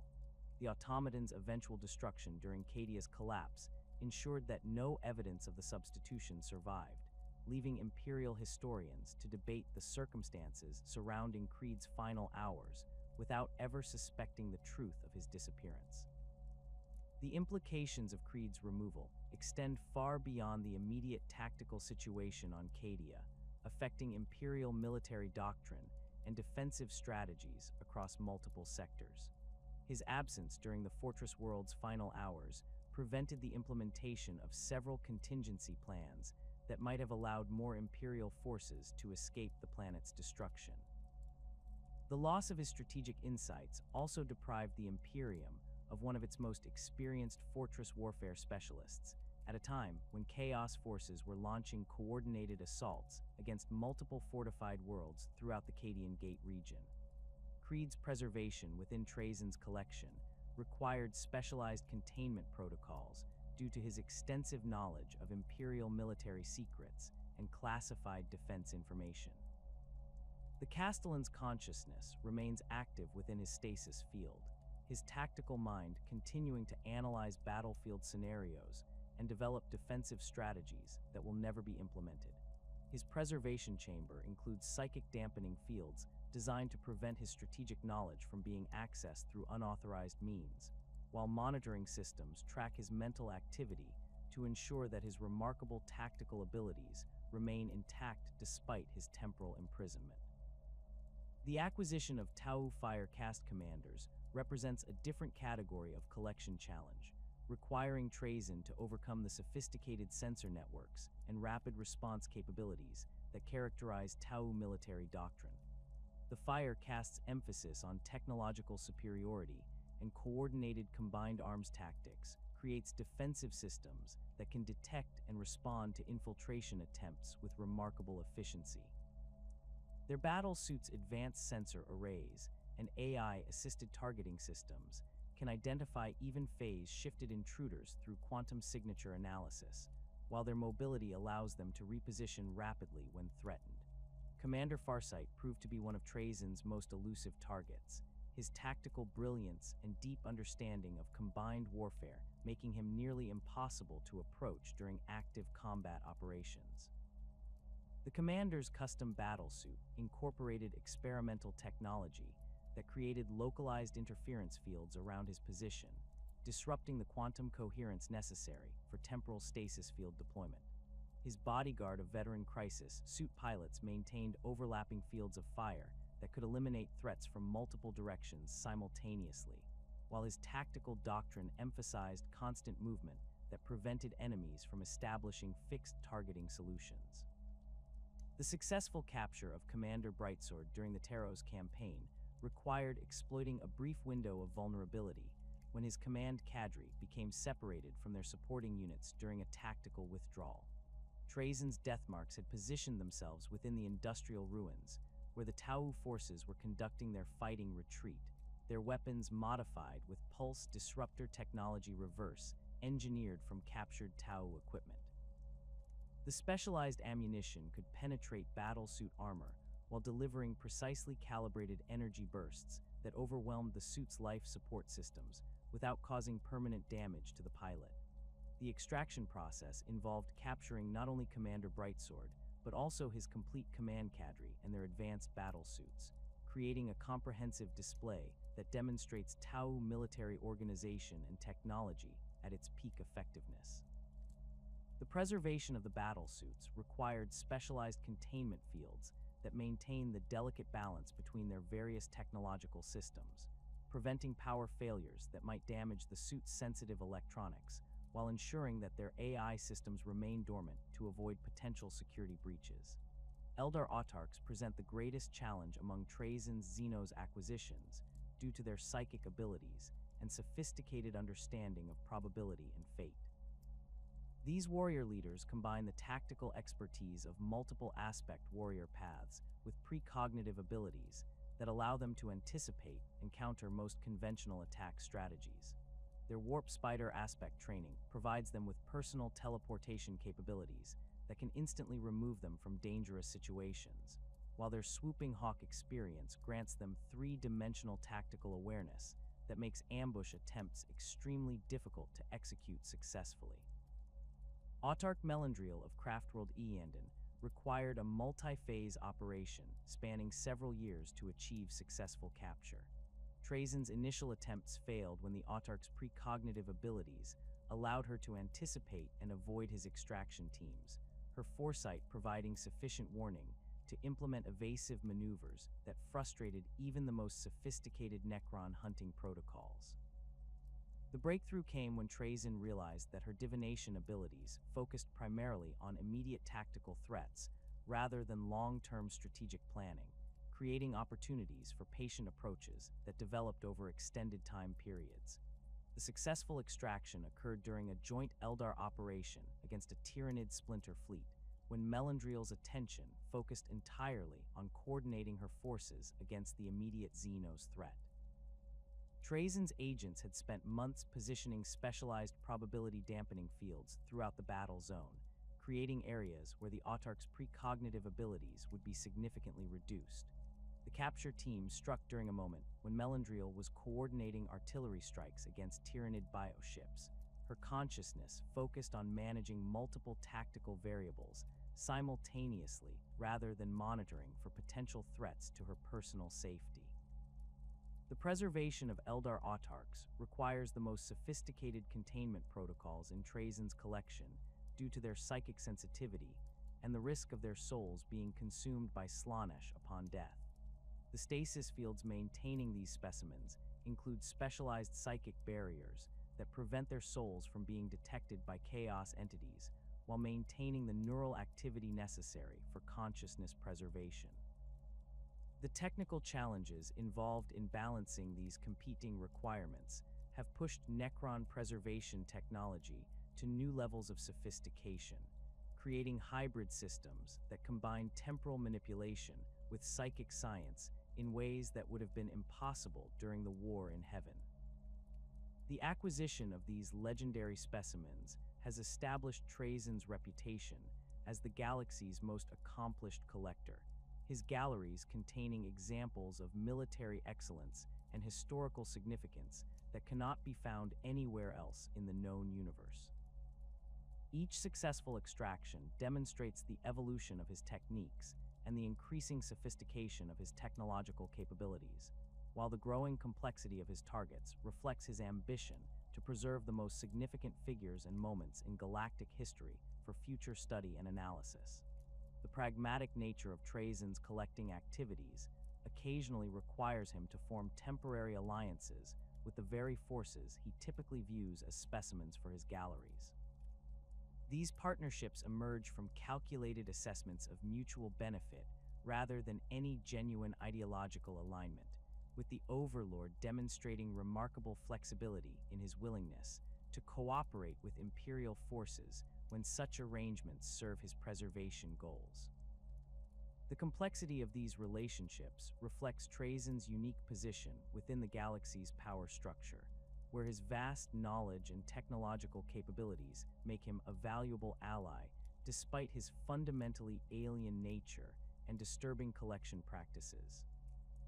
Imperial commanders who find themselves working alongside Trazyn discover an entity whose tactical acumen and strategic resources can prove invaluable during critical operations, even as they remain acutely aware of the risks inherent in trusting a being who views them as potential museum pieces. The Overlord's approach to these partnerships demonstrates sophisticated understanding of human psychology and Imperial military doctrine, allowing him to position himself as an indispensable ally while carefully concealing his true motivations and long-term objectives. His ability to provide crucial intelligence, advanced technology, and military support creates situations where Imperial forces find cooperation more beneficial than conflict, despite their natural revulsion towards Xeno's entities. The most significant of these relationships has developed with Archmagos Dominus Belisarius Cawl, whose own obsession with technological preservation and archaeological recovery creates natural synergies with Trazyn's collection activities. Their initial contact occurred during the Cawl's expedition to the Pharos device on Satha, where both entities recognized their shared interest in preserving advanced technology from the galaxy's various lost civilizations. Cawl's willingness to work with Xeno's entities, when such cooperation serves the greater good of technological advancement, provided the foundation for a relationship that has endured across several centuries of intermittent collaboration. The partnership between Trazyn and Cawl operates through carefully structured exchanges of information and resources that benefit both parties while maintaining plausible deniability for the Archmagos' continued cooperation with Imperial authorities. Cawl provides Trazyn with detailed intelligence about newly discovered archaeotech sites and planned Imperial excavation operations, allowing the Overlord to position his forces for optimal specimen acquisition opportunities. In return, Trazyn shares selected technological insights and occasionally provides access to specific artifacts within his collection that could advance Cawl's own research projects into Dark Age of technology systems and xenotech applications. Their collaboration during the recovery of the Cadian pylons demonstrated the potential effectiveness of their partnership when both entities focused their considerable resources on shared objectives. Cawl's understanding of Imperial bureaucracy and military logistics complemented Trazyn's advanced sensor technology and dimensional manipulation capabilities, allowing them to conduct archaeological operations within active war zones while avoiding detection by Imperial authorities who might object to such cooperation. The successful preservation of several intact pylon control systems provided both parties with invaluable research materials, while ensuring that crucial xenotech remained available for future study rather than being destroyed by Imperial purification protocols. The relationship requires constant management due to the fundamental differences in their ultimate objectives and the political sensitivities surrounding Cawl's cooperation with Xeno's entities. The Archmagos must carefully balance his collaboration with Trazyn against the expectations of his peers within the Adeptus Mechanicus and the broader imperial hierarchy, maintaining the appearance of orthodox behavior while pursuing research avenues that many would consider heretical. Trazyn, meanwhile, must resist his natural inclination to add such a remarkable specimen to his collection, recognizing that Khal's continued freedom provides far greater long-term benefits than his preservation within the galleries of Solemnace. The practical aspects of their cooperation involve sophisticated communication protocols that allow secure information exchange without creating evidence that could compromise either party. Khal utilizes modified servo skulls equipped with quantum encryption devices to transmit data to predetermined locations where Trazyn's agents can retrieve it without direct contact. The Overlord responds through carefully placed archaeological discoveries that provide Khal with access to specific technologies or information, while maintaining the appearance of fortunate coincidence rather than deliberate cooperation. Their shared interest in standard template construct fragments has produced several joint operations, where both entities pool their resources to acquire and study these invaluable relics of humanity's golden age. Khal's expertise in imperial technology and manufacturing processes combines with Trazyn's advanced preservation techniques to ensure that recovered SDC data remains intact and accessible for analysis. These collaborations require careful coordination to avoid triggering imperial security responses that might compromise their operations, with both parties maintaining extensive cover stories and false documentation to explain their presence at sensitive archaeological sites. The theological implications of their partnership create additional complications for Khal, whose cooperation with Xeno's entities contradicts fundamental Mechanicus doctrine regarding the purity of knowledge and the sanctity of human technology.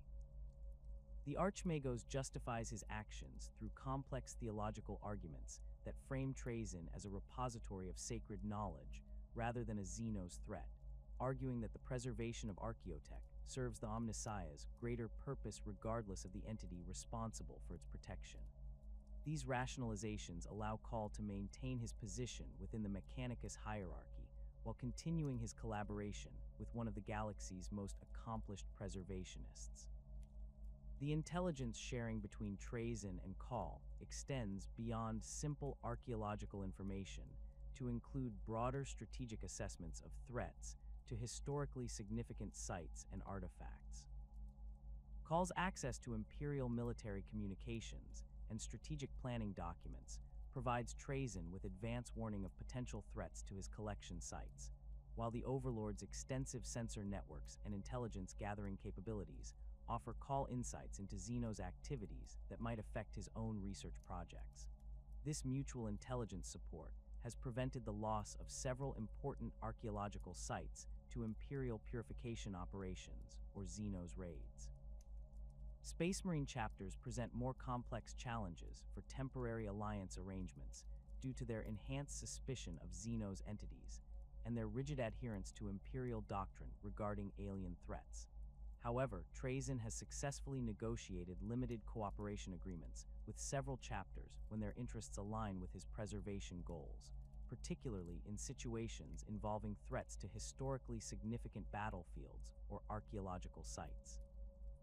These partnerships require careful management of Space Marine psychology and tactical doctrine, with Trazyn positioning himself as a useful tool rather than an equal partner in their joint operations. The Iron Hands chapter has proven most amenable to temporary cooperation due to their pragmatic approach to warfare and their appreciation for advanced technology. Their willingness to employ any effective tool against the enemies of humanity creates opportunities for Trazyn to provide tactical support during operations that threaten historically significant sites. The chapter's extensive cybernetic modifications also make them more comfortable working alongside obviously artificial entities, reducing the psychological barriers that complicate cooperation with more orthodox Astartes forces. Commander Carden Stronos of the Iron Hands 10th Company has participated in several joint operations with Trazyn's forces during campaigns against Orc-Waz that threatened to overrun ancient battlefield sites containing irreplaceable historical artifacts. The Space Marines' tactical expertise and the chapter's advanced weaponry complement Trazyn's sophisticated intelligence gathering and dimensional manipulation capabilities, creating combined arms operations that achieve objectives impossible for either force operating independently. Stronos' pragmatic acceptance of Xeno's cooperation when it serves Imperial interests provides a model that Trazyn has attempted to replicate with other chapter commanders. The Salamanders chapter's dedication to protecting civilian populations creates different opportunities for cooperation when Trazyn's preservation interests align with their humanitarian objectives. The chapter's emphasis on defensive warfare and their willingness to accept heavy casualties to protect innocent lives resonates with Trazyn's own commitment to preserving significant historical figures and cultural artifacts. Their joint operations typically involve defending population centers or cultural sites against Xeno's raiders or Chaos incursions, with Trazyn providing advanced defensive technologies, while the Salamanders contribute their expertise in urban warfare and civilian protection protocols. Captain Pelaz Mirzan of the Salamanders' 4th Company has worked alongside Trazyn's forces during the defense of the Shrine World Ophelia 7, where Chaos raiders threatened to destroy ancient Imperial monuments and religious artifacts dating back to the Great Crusade era. The combined operation successfully preserved several irreplaceable historical sites while evacuating civilian populations to safety, demonstrating the potential effectiveness of carefully managed cooperation between Space Marine forces and Trazyn's collection operations. The captain's personal commitment to protecting Imperial cultural heritage provided common ground that overcame his natural suspicion of Xeno's entities. The Blood Ravens chapter's obsession with recovering lost knowledge and ancient artifacts creates natural synergies with Trazyn's preservation activities, though their tendency to appropriate discovered relics for their own use sometimes conflicts with his collection goals. The chapter's extensive libraries and research facilities make them valuable partners for analyzing recovered archaeotech and historical documents, while their expertise in operating within politically sensitive environments helps manage the diplomatic complications that arise from cooperation with Xeno's entities. Their joint operations typically focus on recovering knowledge rather than preserving specific individuals, reducing the ethical conflicts that might arise from more typical collection activities.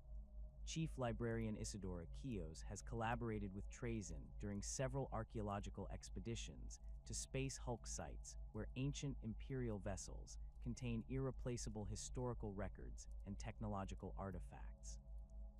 The librarian's psychic abilities complement Trazyn's advanced sensor technology in detecting and analyzing archaeotech sites, while the chapter's expertise in space Hulk operations provides tactical capabilities that even advanced Necron technology cannot fully replicate.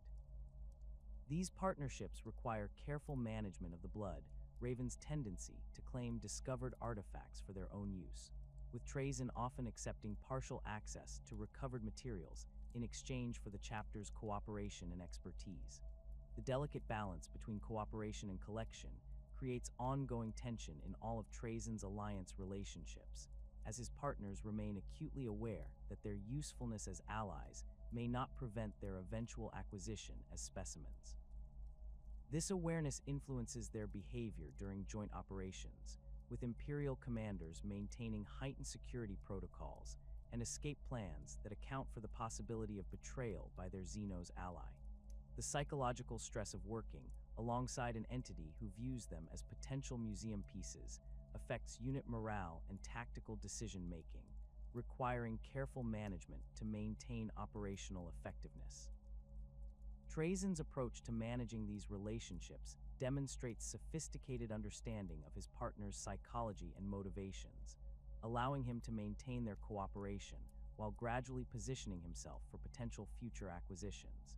His behavior during joint operations emphasizes his value as an ally while subtly gathering intelligence about his partner's capabilities, weaknesses, and behavioral patterns that could prove useful if circumstances require their capture.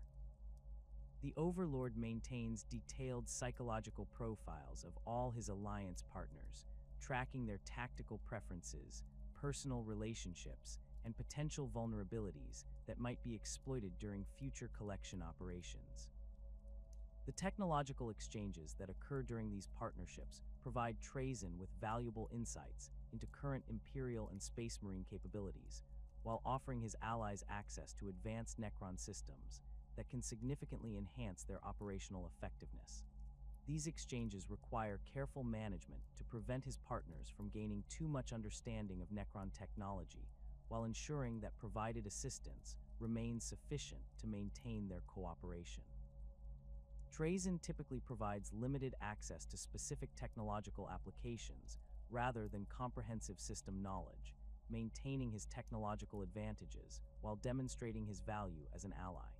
The intelligence gathered through these partnerships significantly enhances Trazyn's understanding of Imperial military doctrine, Space Marine tactics, and Adeptus Mechanicus research priorities, providing crucial information for planning future collection operations. His allies' trust in his cooperation allows him to observe their decision-making processes, command structures, and operational procedures from privileged positions that would be impossible to achieve through conventional intelligence-gathering methods. This access to insider information has proven invaluable for identifying potential acquisition targets and developing strategies for approaching them without triggering defensive responses. The long-term implications of these alliance relationships extend beyond their immediate tactical benefits to influence Trazyn's broader strategic planning and collection priorities. His growing understanding of Imperial culture and military psychology informs his approach to future acquisitions, while his demonstrated ability to work cooperatively with human forces creates opportunities for more sophisticated collection operations that exploit trust rather than relying purely on technological superiority.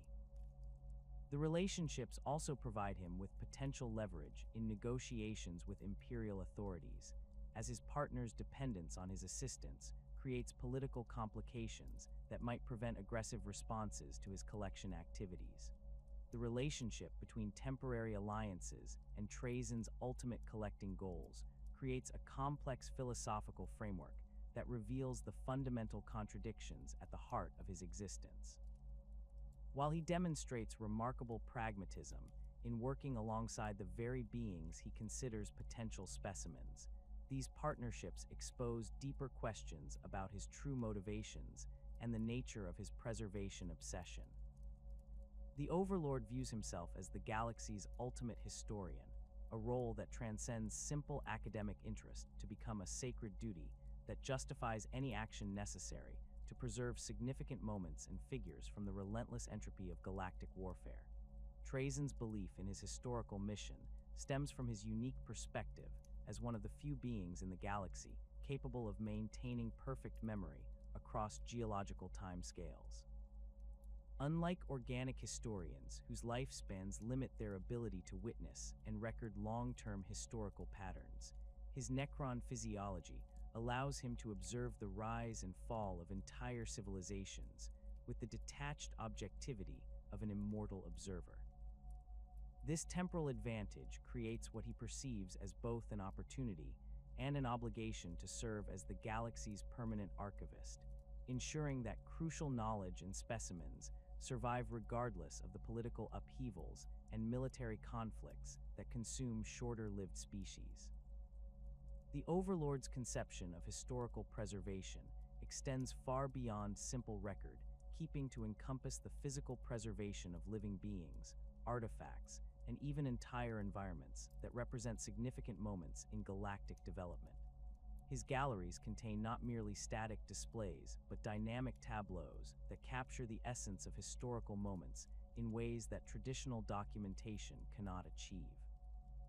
A preserved Space Marine captain provides insights into Astartes' psychology, tactical doctrine, and genetic enhancement that no written record could convey with equal accuracy. An intact orc warboss offers direct access to greenskin social dynamics and military organization that remains impossible to study through conventional archaeological methods.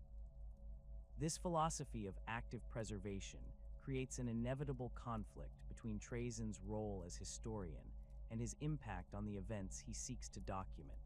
Each acquisition removes a potentially significant figure from their historical context, creating ripple effects that alter the very timeline he claims to preserve.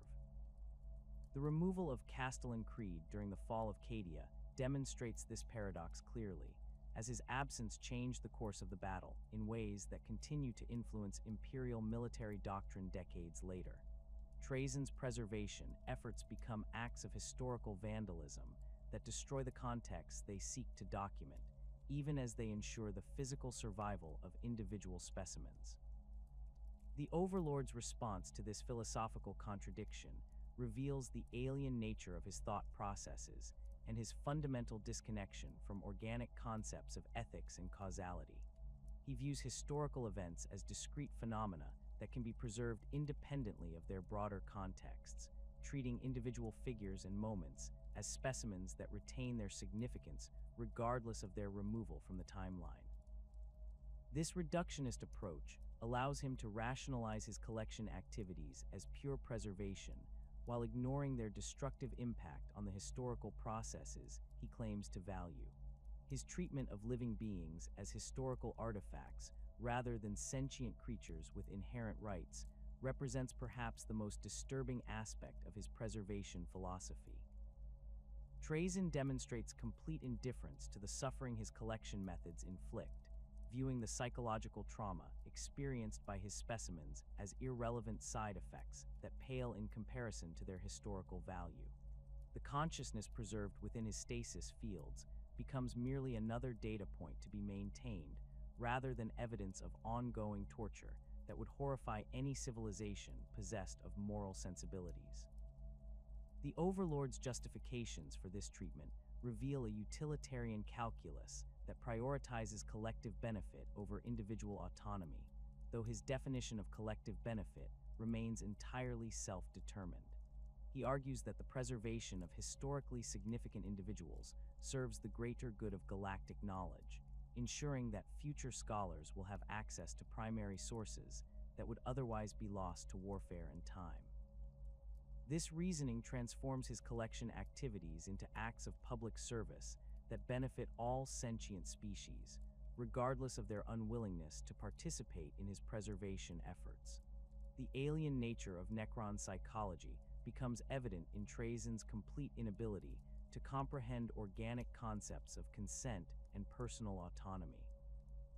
His thought processes operate according to logical frameworks that treat sentient beings as complex biological machines whose historical significance outweighs any preferences they might express about their own fate. The concept that individuals possess inherent rights that supersede their utility as historical specimens remains entirely foreign to his mental architecture, creating a moral blindness that allows him to commit atrocities while genuinely believing he serves a noble purpose. This philosophical framework creates particular tensions when applied to his temporary alliance relationships, where Trazyn must balance his preservation instincts against the practical benefits of continued cooperation. His partners represent some of the most historically significant figures he has encountered, their tactical brilliance and cultural importance making them irresistible targets for his collection efforts.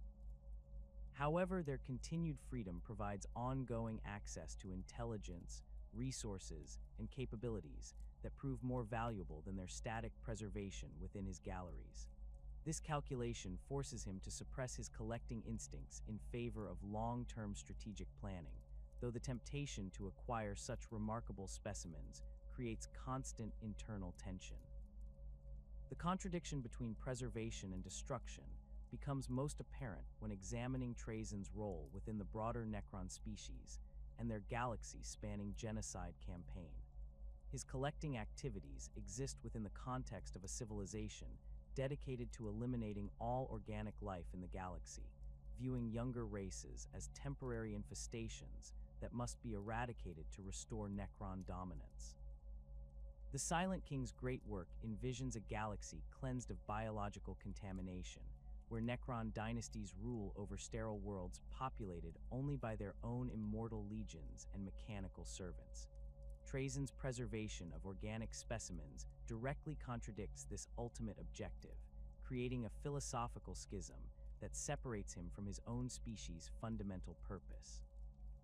His galleries celebrate the diversity and achievement of the very beings his fellow Necrons seek to destroy, preserving examples of human ingenuity, Eldar artistry, and Orc vitality that demonstrate the richness of organic civilization. This contradiction forces him to operate in ideological isolation from his peers, pursuing goals that many would consider treasonous to Necron supremacy while maintaining the political alliances necessary to continue his collection activities. The Overlord's attempts to reconcile these competing philosophies reveal the depth of his psychological transformation during the Great Sleep and the extent to which his consciousness has diverged from orthodox Necron thinking. He argues that his preservation efforts serve Necron interests by maintaining detailed records of enemy capabilities and cultural patterns that will prove valuable for future conquest campaigns.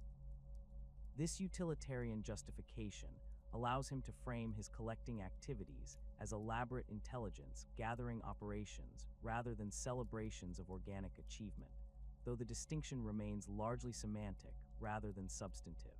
His collection methods demonstrate a sophisticated understanding of the cultures he studies, revealing an appreciation for organic achievement that extends far beyond simple academic interest.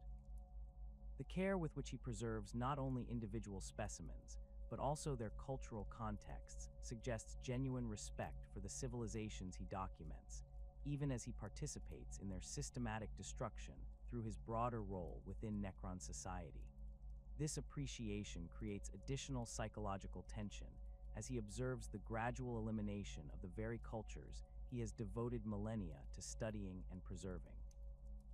The obsessive nature of Trazyn's collecting activities has become both his greatest strength and most exploitable weakness, creating patterns of behavior that sophisticated enemies can predict and potentially manipulate. His reputation as the galaxy's premier collector makes him a target for those seeking to exploit his predictable responses to historically significant events and figures. Orokin the Diviner has successfully disrupted multiple collection operations by anticipating Trazyn's interests and positioning countermeasures at likely acquisition sites, while Imperial forces have begun using historically significant personnel as bait to draw him into prepared ambush positions. The psychological compulsion driving his preservation efforts operates according to patterns that remain consistent across centuries of collection activities, making his behavior predictable despite his considerable intelligence and tactical flexibility. His inability to resist acquiring truly exceptional specimens creates vulnerabilities that enemies can exploit through careful manipulation of circumstances surrounding potential targets. The presentation of irresistible collection opportunities can override his normally cautious operational planning, leading him to take risks that more rational analysis would reject as unacceptable. This compulsive aspect of his personality reflects deeper psychological damage caused by the biotransference process and the extended period of the Great Sleep, creating obsessive behavioral patterns that provide structure and meaning to his immortal existence. The collecting activities serve as a form of psychological anchor that prevents the complete dissolution of identity that affects many awakened Necrons, though they also create dependencies that limit his tactical flexibility and strategic options. His need to acquire significant specimens becomes a driving force that shapes his decision-making processes and influences his broader strategic planning in ways that more balanced individuals might consider irrational. The relationship between obsession and identity becomes particularly evident when examining how Trazyn's collecting activities define his role within both Necron society and the broader galactic community. His reputation as the Infinite Collector provides him with a unique identity that distinguishes him from other Necron overlords while creating expectations and behavioral patterns that constrain his actions. The maintenance of this identity requires continued collecting activities that demonstrate his expertise and dedication to preservation, creating a feedback loop that reinforces his obsessive behaviors while making them increasingly central to his sense of self. The practical implications of this psychological dependency extend beyond personal identity issues to affect his strategic planning and resource allocation decisions. The need to maintain and expand his collection influences his military deployments, diplomatic initiatives, and technological development priorities in ways that might not serve broader Necron interests or even his own long-term survival. Resources that could be devoted to strengthening Solemnace's defenses or expanding his territorial holdings instead go toward collection operations that provide prestige and psychological satisfaction, but limited strategic value. The vulnerability created by his predictable obsessions becomes most apparent during confrontations with enemies who understand his psychological profile and can exploit his compulsive behaviors. The presentation of false acquisition opportunities can draw his forces away from more important objectives, while threats to his existing collection can force him to commit resources to defensive operations that leave other interests unprotected. These manipulations succeed because they target the emotional and psychological foundations of his identity rather than purely rational strategic calculations, exploiting weaknesses that exist outside the normal parameters of military planning and tactical analysis. The long-term sustainability of Trazyn's preservation philosophy faces challenges from both external threats and internal contradictions that may eventually force fundamental changes in his approach to collection activities. The galaxy's increasing militarization and the growing sophistication of counter-Necron tactics reduce the number of viable acquisition opportunities while increasing the resources required for successful operations. Simultaneously, the expanding scope of his collection creates logistical and security challenges that strain even his considerable technological capabilities and resource base. The preservation requirements for his existing specimens demand constant attention and resource allocation that limits his ability to pursue new acquisitions, creating opportunity costs that may eventually force difficult choices about collection priorities and preservation standards. The maintenance of thousands of individual stasis fields requires enormous energy expenditure and technological oversight that diverts resources from other activities, while the security requirements for protecting such valuable specimens create defensive obligations that limit his operational flexibility and strategic mobility.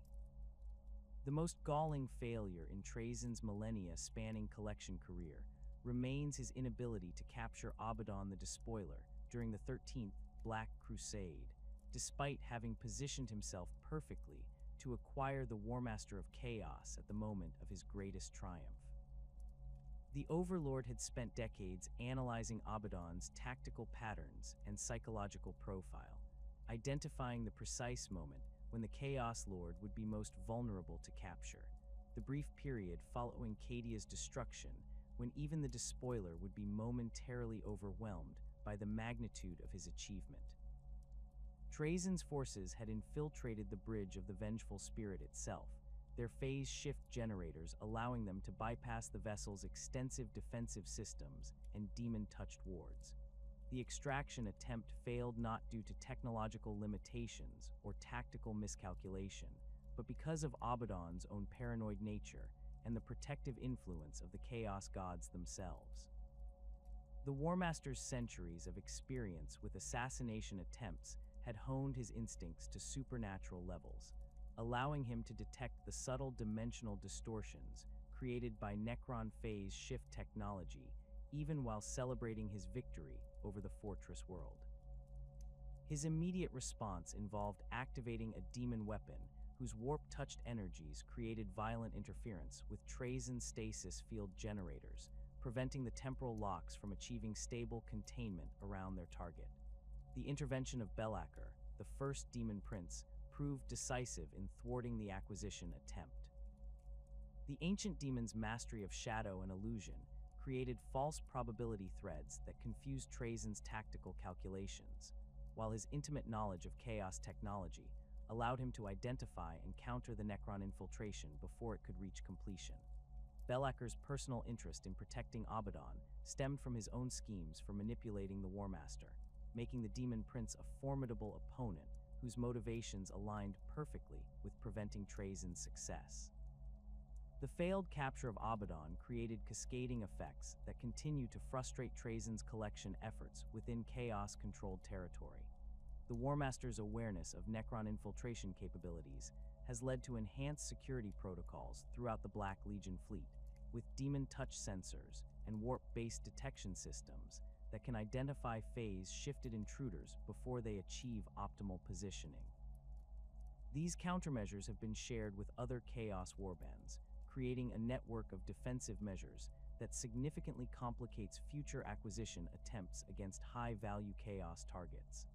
The psychological impact of this failure weighs heavily on Trazyn's consciousness, representing not merely a tactical defeat, but a fundamental challenge to his identity as the galaxy's supreme collector. Abaddon's significance as the architect of Cadia's fall and the leader of the largest Chaos force in the galaxy makes him an irreplaceable specimen whose absence from the collection creates a glaring gap in its historical completeness. The Overlord's obsessive nature transforms this failure into a persistent source of frustration that influences his strategic planning and resource allocation decisions, with significant assets devoted to developing new approaches for acquiring the War Master, despite the obvious risks and resource costs involved. Eldred Ulthrin of Craftworld Ulthway represents another legendary figure whose capture has eluded Trazyn despite multiple carefully planned attempts spanning several centuries. The ancient Farseer's mastery of divination and probability manipulation creates unique challenges that go far beyond the typical difficulties associated with acquiring Eldar targets. Eldred's precognitive abilities operate on temporal scales that match Trazyn's own planning horizons, allowing him to perceive and counter acquisition attempts decades before they reach execution phase. His understanding of the webway and its relationship to real space provides him with escape routes that exist outside normal space-time, making containment extremely difficult even when initial capture attempts succeed in overcoming his defensive measures. The closest Trazyn came to acquiring Eldred occurred during the Farseer's intervention in the 13th Black Crusade, when the ancient Eldar's attention focused entirely on manipulating probability threads to influence the conflict's outcome. Trazyn's agents had positioned specialized probability dampening fields throughout the Cadian system, creating zones where Eldred's divination abilities would be significantly reduced while maintaining the appearance of natural warp storm interference. The extraction team successfully penetrated the Farseer's personal defenses and began deployment of temporal stasis fields around his position aboard a Craftworld vessel operating within the system's outer reaches. The capture attempt failed when Eldred's contingency planning proved more sophisticated than Trazyn's intelligence gathering had revealed. The Farseer had prepared multiple temporal escape routes that activated automatically when his life signs indicated imminent capture, creating a cascade of probability shifts that transported him through several alternate timeline branches before depositing him safely within Ulthway's core chambers. The escape mechanism left behind only a sophisticated psychic construct designed to maintain the appearance of successful capture long enough for the real Eldred to implement broader countermeasures against future Necron acquisition attempts. The failure to capture Eldred has had significant strategic implications beyond the immediate disappointment of losing such a valuable specimen. The Farseer's intimate knowledge of Trazyn's capabilities and methods, gained through their multiple confrontations, has allowed him to develop comprehensive countermeasures that protect not only himself, but other high-value Eldar targets throughout the galaxy. Eldred's warnings to other craftworlds have resulted in enhanced security protocols and specialized training programs that significantly complicate Necron infiltration attempts within Eldar-controlled territory. Phoenix Lord Asurman, the Hand of Asurian and founder of the Aspect Warrior tradition, has proven equally elusive despite representing one of the most historically significant figures in the galaxy. His status as the first and greatest of the Phoenix Lords makes him an irresistible target for Trazyn's collection, representing a direct link to the Eldar's ancient past and the development of their post-fall military doctrine. However, Astartes' millennia of combat experience and his unique relationship with the concept of death itself create acquisition challenges that transcend normal tactical considerations. The Phoenix Lord's ability to transfer his consciousness between different physical incarnations complicates any attempt at permanent capture, as destroying his current body simply triggers his resurrection within a new host rather than achieving specimen preservation. Trazyn's attempts to capture Astartes alive have been frustrated by the Phoenix Lord's willingness to trigger his own death rather than submit to capture, while efforts to acquire his iconic armor and weapons have failed due to their psychic bonds with his consciousness. The armor itself demonstrates quasi-sentient behavior that actively resists separation from its intended wearer, creating additional technical challenges for any acquisition attempt. The political ramifications of Trazyn's failed acquisition attempts extend far beyond simple tactical disappointments, creating diplomatic complications that affect his relationships with major galactic powers and influence their strategic responses to his activities. The Imperium's growing awareness of his collection methods has led to the development of specialized counter-Necron protocols within multiple military organizations, while his failures against high-profile targets have emboldened other enemies to attempt similar resistance techniques. These developments have transformed Trazyn from an obscure threat operating in the galaxy's periphery into a recognized strategic concern that requires dedicated resources and attention from major military organizations. Imperial intelligence services have begun systematic analysis of Trazyn's operational patterns and target selection criteria, identifying common elements that allow them to predict and potentially prevent future acquisition attempts. The Ordo Xenos has established specialized task forces dedicated to monitoring sectors where collector activity shows high probability, deploying rapid response teams equipped with temporal stabilization equipment and dimensional anchor systems. These countermeasures have successfully prevented several acquisition attempts against mid-level Imperial targets, though their effectiveness against Trazyn's most sophisticated operations remains limited. The Space Marine chapters have implemented enhanced security protocols for their most historically significant members, including specialized training in counter-infiltration techniques and the deployment of psychic detection systems capable of identifying Necron presence signatures. Several chapters have established dedicated honor guards for their most veteran commanders, with these elite units receiving specialized equipment and training designed specifically to counter Necron acquisition techniques. The Blood Angels have gone so far as to develop contingency plans for the potential capture of their chapter master, including protocols for tracking and recovery operations that could theoretically penetrate even Necron stasis technology. The Adeptus Mechanicus has taken particular interest in Trazyn's activities due to their implications for archaeotech security and the protection of sacred knowledge.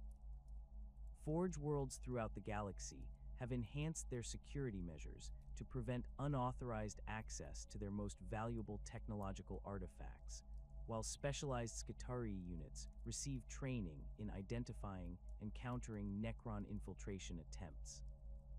The Tech Priest's analysis of Trazyn's collection methods has led to the development of quantum encryption systems and probability-based security measures that make their most sensitive facilities significantly more difficult to penetrate. The most significant security breach in Trazyn's collection occurred when a group of preserved Imperial fists managed to escape from their stasis fields during a power fluctuation caused by orbital bombardment from an attacking Orc fleet.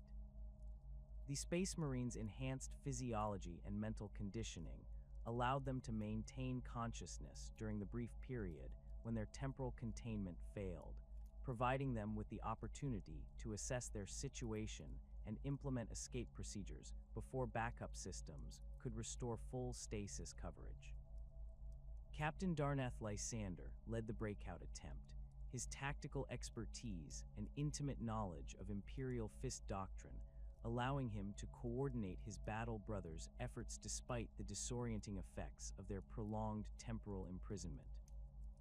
The escaped Space Marine's knowledge of Solemnace's internal layout and security systems, gained through their periods of consciousness within the stasis fields, allowed them to navigate the Tomb World's labyrinthine gallery networks while avoiding the majority of its automated defenses.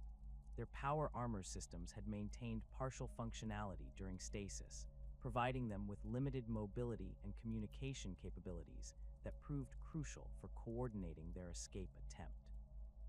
The Marines successfully reached one of Solemnace's surface installations before Canoptech security forces could organize an effective response, though their ultimate fate remains unclear as they disappeared into the Tomb World's defensive perimeter during the ongoing Orc assault.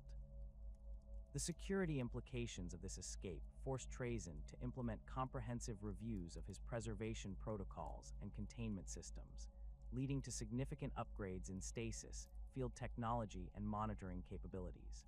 The incident revealed fundamental vulnerabilities in his temporal containment methods, particularly regarding subjects with enhanced physiology or specialized training in resistance techniques. New security measures include multiple redundant stasis generators for high-value specimens, continuous monitoring of neural activity levels, and automated containment protocols that can maintain specimen security even during major system failures. The manhunt for the escaped Imperial Fists consumed significant resources and revealed additional weaknesses in Solemnace's internal security arrangements.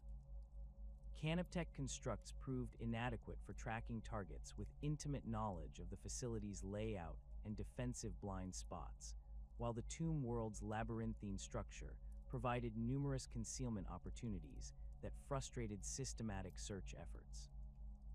The incident forced Trazyn to acknowledge that his preservation methods created potential security risks that extended beyond simple containment failures to include the possibility of his specimens gaining actionable intelligence about his operations and capabilities. The psychological impact of successful escapes on Trazyn's remaining specimens has created additional management challenges that require constant attention and resource allocation.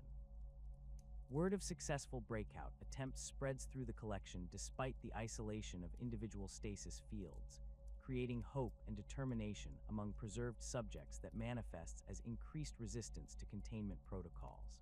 The knowledge that escape remains possible, however remote, provides psychological anchors that help maintain identity coherence while simultaneously making specimens more likely to attempt their own breakout efforts during system vulnerabilities. These escape attempts have revealed the extent to which Trazyn's preserved subjects retain their original personalities and motivations despite their temporal imprisonment. Space Marines continue to plan tactical operations and maintain unit cohesion even while individually contained in separate stasis fields, while Imperial Guard officers attempt to coordinate resistance efforts through subtle communication methods that exploit minor fluctuations in their containment systems. The preservation of consciousness that Trazyn considers essential for his specimen's historical value also ensures that they remain active threats to collection security who require constant monitoring and countermeasures. The failure to recapture escaped specimens has forced Trazyn to confront the limitations of his collection philosophy and the practical challenges of maintaining such an extensive preservation operation. Each successful escape represents not only the loss of a valuable specimen, but also a potential intelligence breach that could compromise future acquisition operations. Escaped subjects carry detailed knowledge of Necron technology, facility layouts, and operational procedures that could prove invaluable to enemy forces seeking to counter his activities or launch direct assaults against Solemnace itself. The development of counter-escape protocols has become a major focus of Trazyn's technological research efforts, with specialized teams of cryptechs working to develop improved containment systems that can maintain specimen security while preserving the consciousness levels necessary for historical authenticity. These efforts have produced hybrid stasis systems that combine temporal manipulation with psychic dampening fields and neural interface technology, creating multi-layered containment that addresses both physical and mental escape attempts. However, the complexity of these new systems creates additional potential failure points that could be exploited by sufficiently determined or knowledgeable subjects. The resource costs associated with preventing escapes and recapturing lost specimens have begun to affect Trazyn's ability to pursue new acquisitions, creating opportunity costs that force difficult decisions about collection priorities and security investments. The allocation of significant assets to containment security reduces the resources available for intelligence gathering, infiltration operations, and the technological development necessary to counter increasingly sophisticated enemy countermeasures. This resource competition has forced Trazyn to become more selective in his acquisition targets, focusing on specimens whose historical value justifies the security risks and maintenance costs they represent. The failures and escapes that mark Trazyn's collection career serve to fuel his obsession rather than diminish it, transforming each setback into motivation for more elaborate and sophisticated acquisition schemes. The psychological impact of these failures creates a feedback loop that drives increasingly risky operations and resource commitments, as the Overlord's compulsive nature demands that he overcome the challenges that have frustrated his previous efforts. This escalating commitment to collection activities has begun to affect his broader strategic planning and his relationships with other Necron nobles, who view his growing obsession with concern and occasionally open criticism. The development of more sophisticated acquisition methods in response to previous failures has led to technological innovations that advance Necron science while creating new operational capabilities for future collection efforts.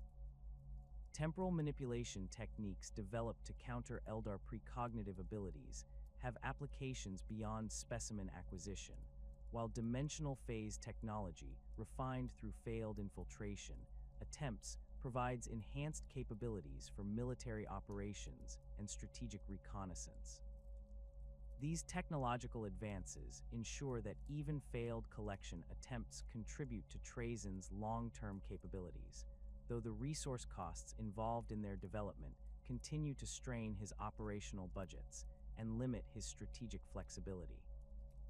The question of what would become of Trazyn's vast collection, should he ever meet his final destruction, haunts the deeper recesses of Solemnace's command protocols, where contingency programs written in the earliest days of his awakening continue to evolve and adapt according to parameters that even their creator no longer fully comprehends.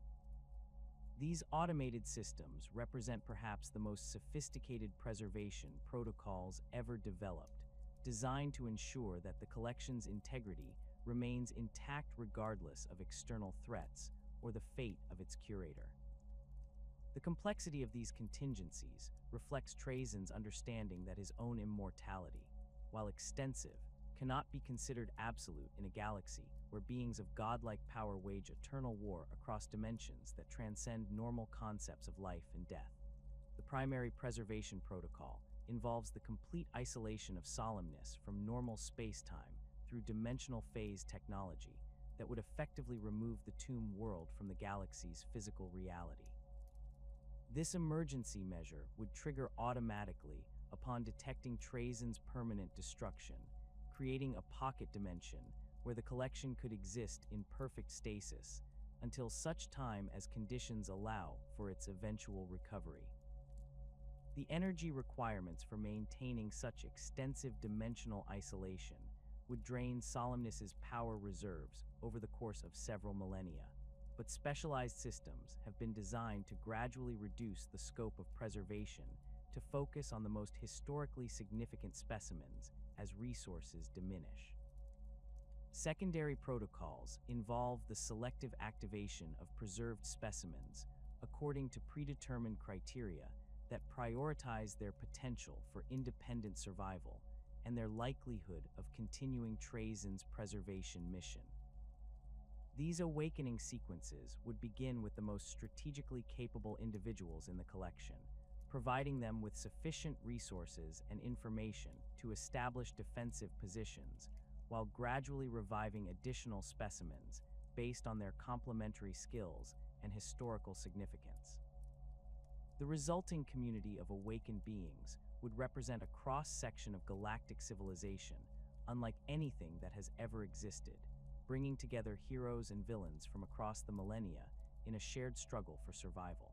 The practical implications of such mass revivals create scenarios that strain the imagination, even by the standards of the 41st millennium's endless impossibilities. Space Marine captains from different chapters and eras would find themselves forced to cooperate with Chaos Lords, Eldar autarchs, and Orc warbosses in defending their shared sanctuary against external threats. The cultural and ideological conflicts inherent in such arrangements would create internal tensions that could prove as dangerous as any external enemy, with ancient grudges and fundamental philosophical differences threatening to tear apart any temporary alliances born of necessity. The command structure for such a diverse group would require unprecedented flexibility and diplomatic sophistication, as traditional military hierarchies break down when confronted with beings whose authority derives from entirely different cultural contexts and historical periods. A Tau commander's technological expertise might prove crucial for maintaining Solemnace's systems, while an Imperial Guard colonel's tactical knowledge could be essential for coordinating defensive operations, yet neither would naturally accept subordination to the other based on their respective military traditions. The resolution of these conflicts would depend largely on the emergence of natural leaders whose personal charisma and demonstrated competence transcend their original cultural contexts. The awakened specimens would inherit not only their freedom, but also access to Trazyn's vast archives of galactic intelligence and historical records, creating opportunities for understanding that extend far beyond their original temporal contexts. An Imperial Fist captain from the Great Crusade era would gain access to detailed records of his legion's subsequent history, including the Horus Heresy and the 10 millennia of warfare that followed. Eldar Farseers would discover the ultimate fate of their craft worlds and the long-term consequences of their species' decline. Orc warbosses would learn of wars that dwarfed their own achievements, while Chaos Lords would gain insights into the broader schemes of their patron deities.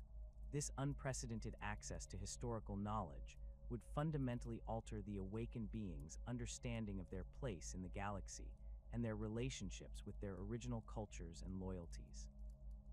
The revelation that the Imperium they served has become a decaying theocracy might drive some Space Marines to despair, while others could find new purpose in attempting to restore the Emperor's original vision. Eldar who discover the extent of their species' decline might dedicate themselves to reversing that fate, while others could embrace nihilistic acceptance of their people's inevitable extinction. The psychological impact of such revelations would create new motivations and goals that transcend the being's original purposes and identities. The technological resources available to the awakened specimens would include not only Trazyn's collection of advanced artifacts, but also the manufacturing capabilities of Solemnace itself, potentially allowing them to create new technologies that combine the best elements of different civilizations' achievements. Necron construction techniques could be merged with Imperial engineering principles, while Eldar psychic sciences might be integrated with Tau technological innovations to produce capabilities that no single civilization could achieve independently. The collaborative potential of such cross-cultural technological exchange could revolutionize galactic civilization if the awakened beings could overcome their cultural prejudices and historical animosities. The defensive capabilities of an awakened Solemnace would represent a formidable challenge to any force attempting to conquer or destroy the Tomb World and its inhabitants. The combination of Necron technology with the tactical expertise of the galaxy's greatest military leaders could create defensive systems that surpass even the most sophisticated fortress worlds in their effectiveness. Space Marine knowledge of siege warfare could be combined with Eldar understanding of probability manipulation and Necron mastery of dimensional science to create multi-layered defenses that operate across multiple planes of existence simultaneously. The strategic implications of releasing such a concentration of military expertise and historical knowledge into the galaxy would create ripple effects that could alter the balance of power between major factions for millennia to come. The awakened specimens would carry with them not only their personal capabilities, but also detailed intelligence about the strengths, weaknesses, and internal politics of every major galactic power. This information advantage could prove decisive in future conflicts, as beings with intimate knowledge of imperial military doctrine, chaos corruption techniques, and Xeno's capabilities share their insights with whichever factions they ultimately choose to support. The question of loyalty and allegiance among the awakened specimens would create complex political dynamics that could reshape galactic civilization in unpredictable ways. Some individuals might remain faithful to their original causes despite the revelations contained within Trazyn's archives, while others could undergo fundamental philosophical transformations that lead them to embrace entirely new purposes. The shared experience of temporal imprisonment and forced cooperation during their awakening could create bonds that transcend their original cultural identities, potentially giving rise to new factions and alliances that operate according to principles derived from their unique historical perspective. The cultural exchange between beings from different eras and civilizations would accelerate the development of new philosophical and religious movements that incorporate elements from across the galaxy's diverse traditions.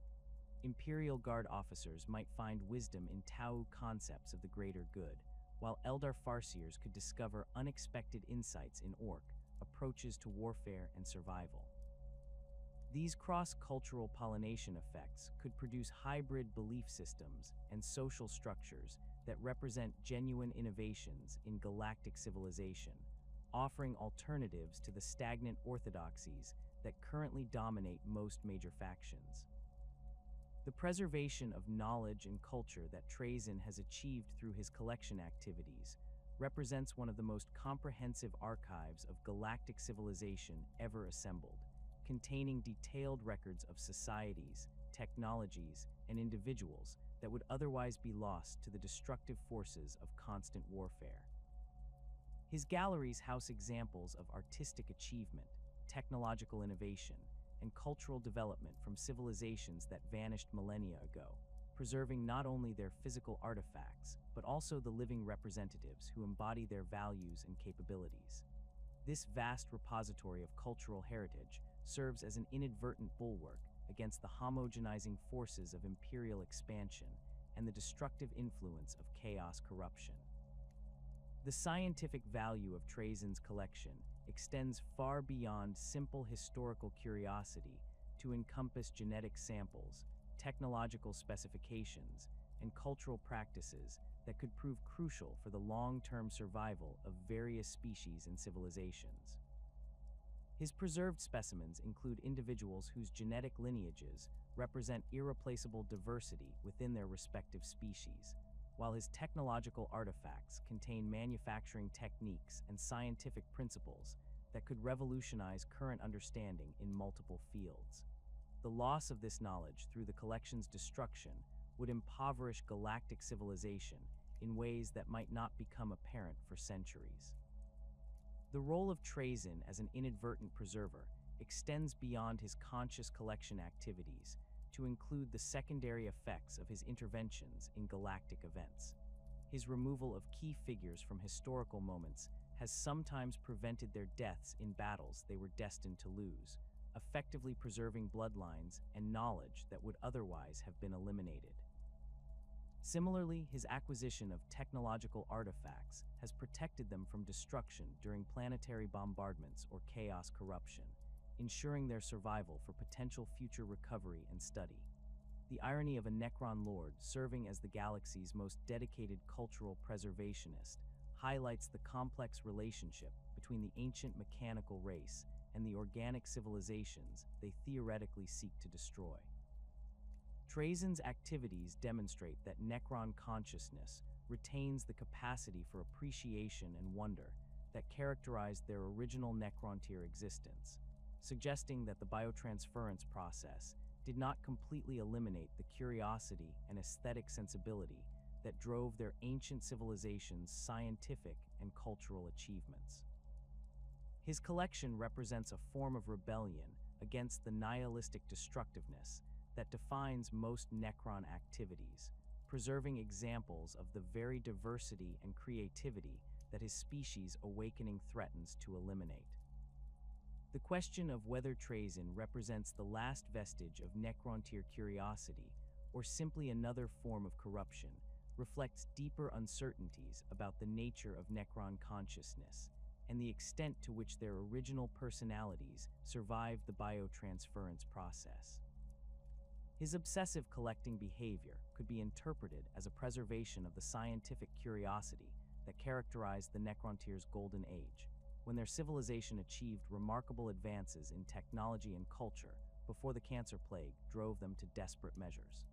Alternatively, his activities might represent a fundamental corruption of that curiosity, transforming healthy intellectual interest into pathological obsession that reduces living beings to static museum pieces.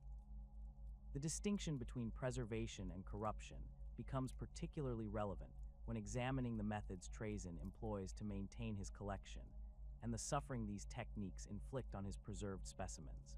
The consciousness that remains active within his stasis fields experiences a form of torture that would be considered abhorrent by any civilization possessed of moral sensibilities. Yet Trazyn views this suffering as an acceptable cost for achieving historical preservation. This utilitarian calculus suggests that his consciousness has been fundamentally altered by the biotransference process, replacing empathy and ethical consideration with cold logical analysis that prioritizes abstract goals over individual welfare. The technological sophistication of Trazyn's preservation methods demonstrates that Necron science has continued to advance during their long dormancy, with innovations in temporal manipulation and dimensional engineering that surpass even their War in Heaven-era capabilities.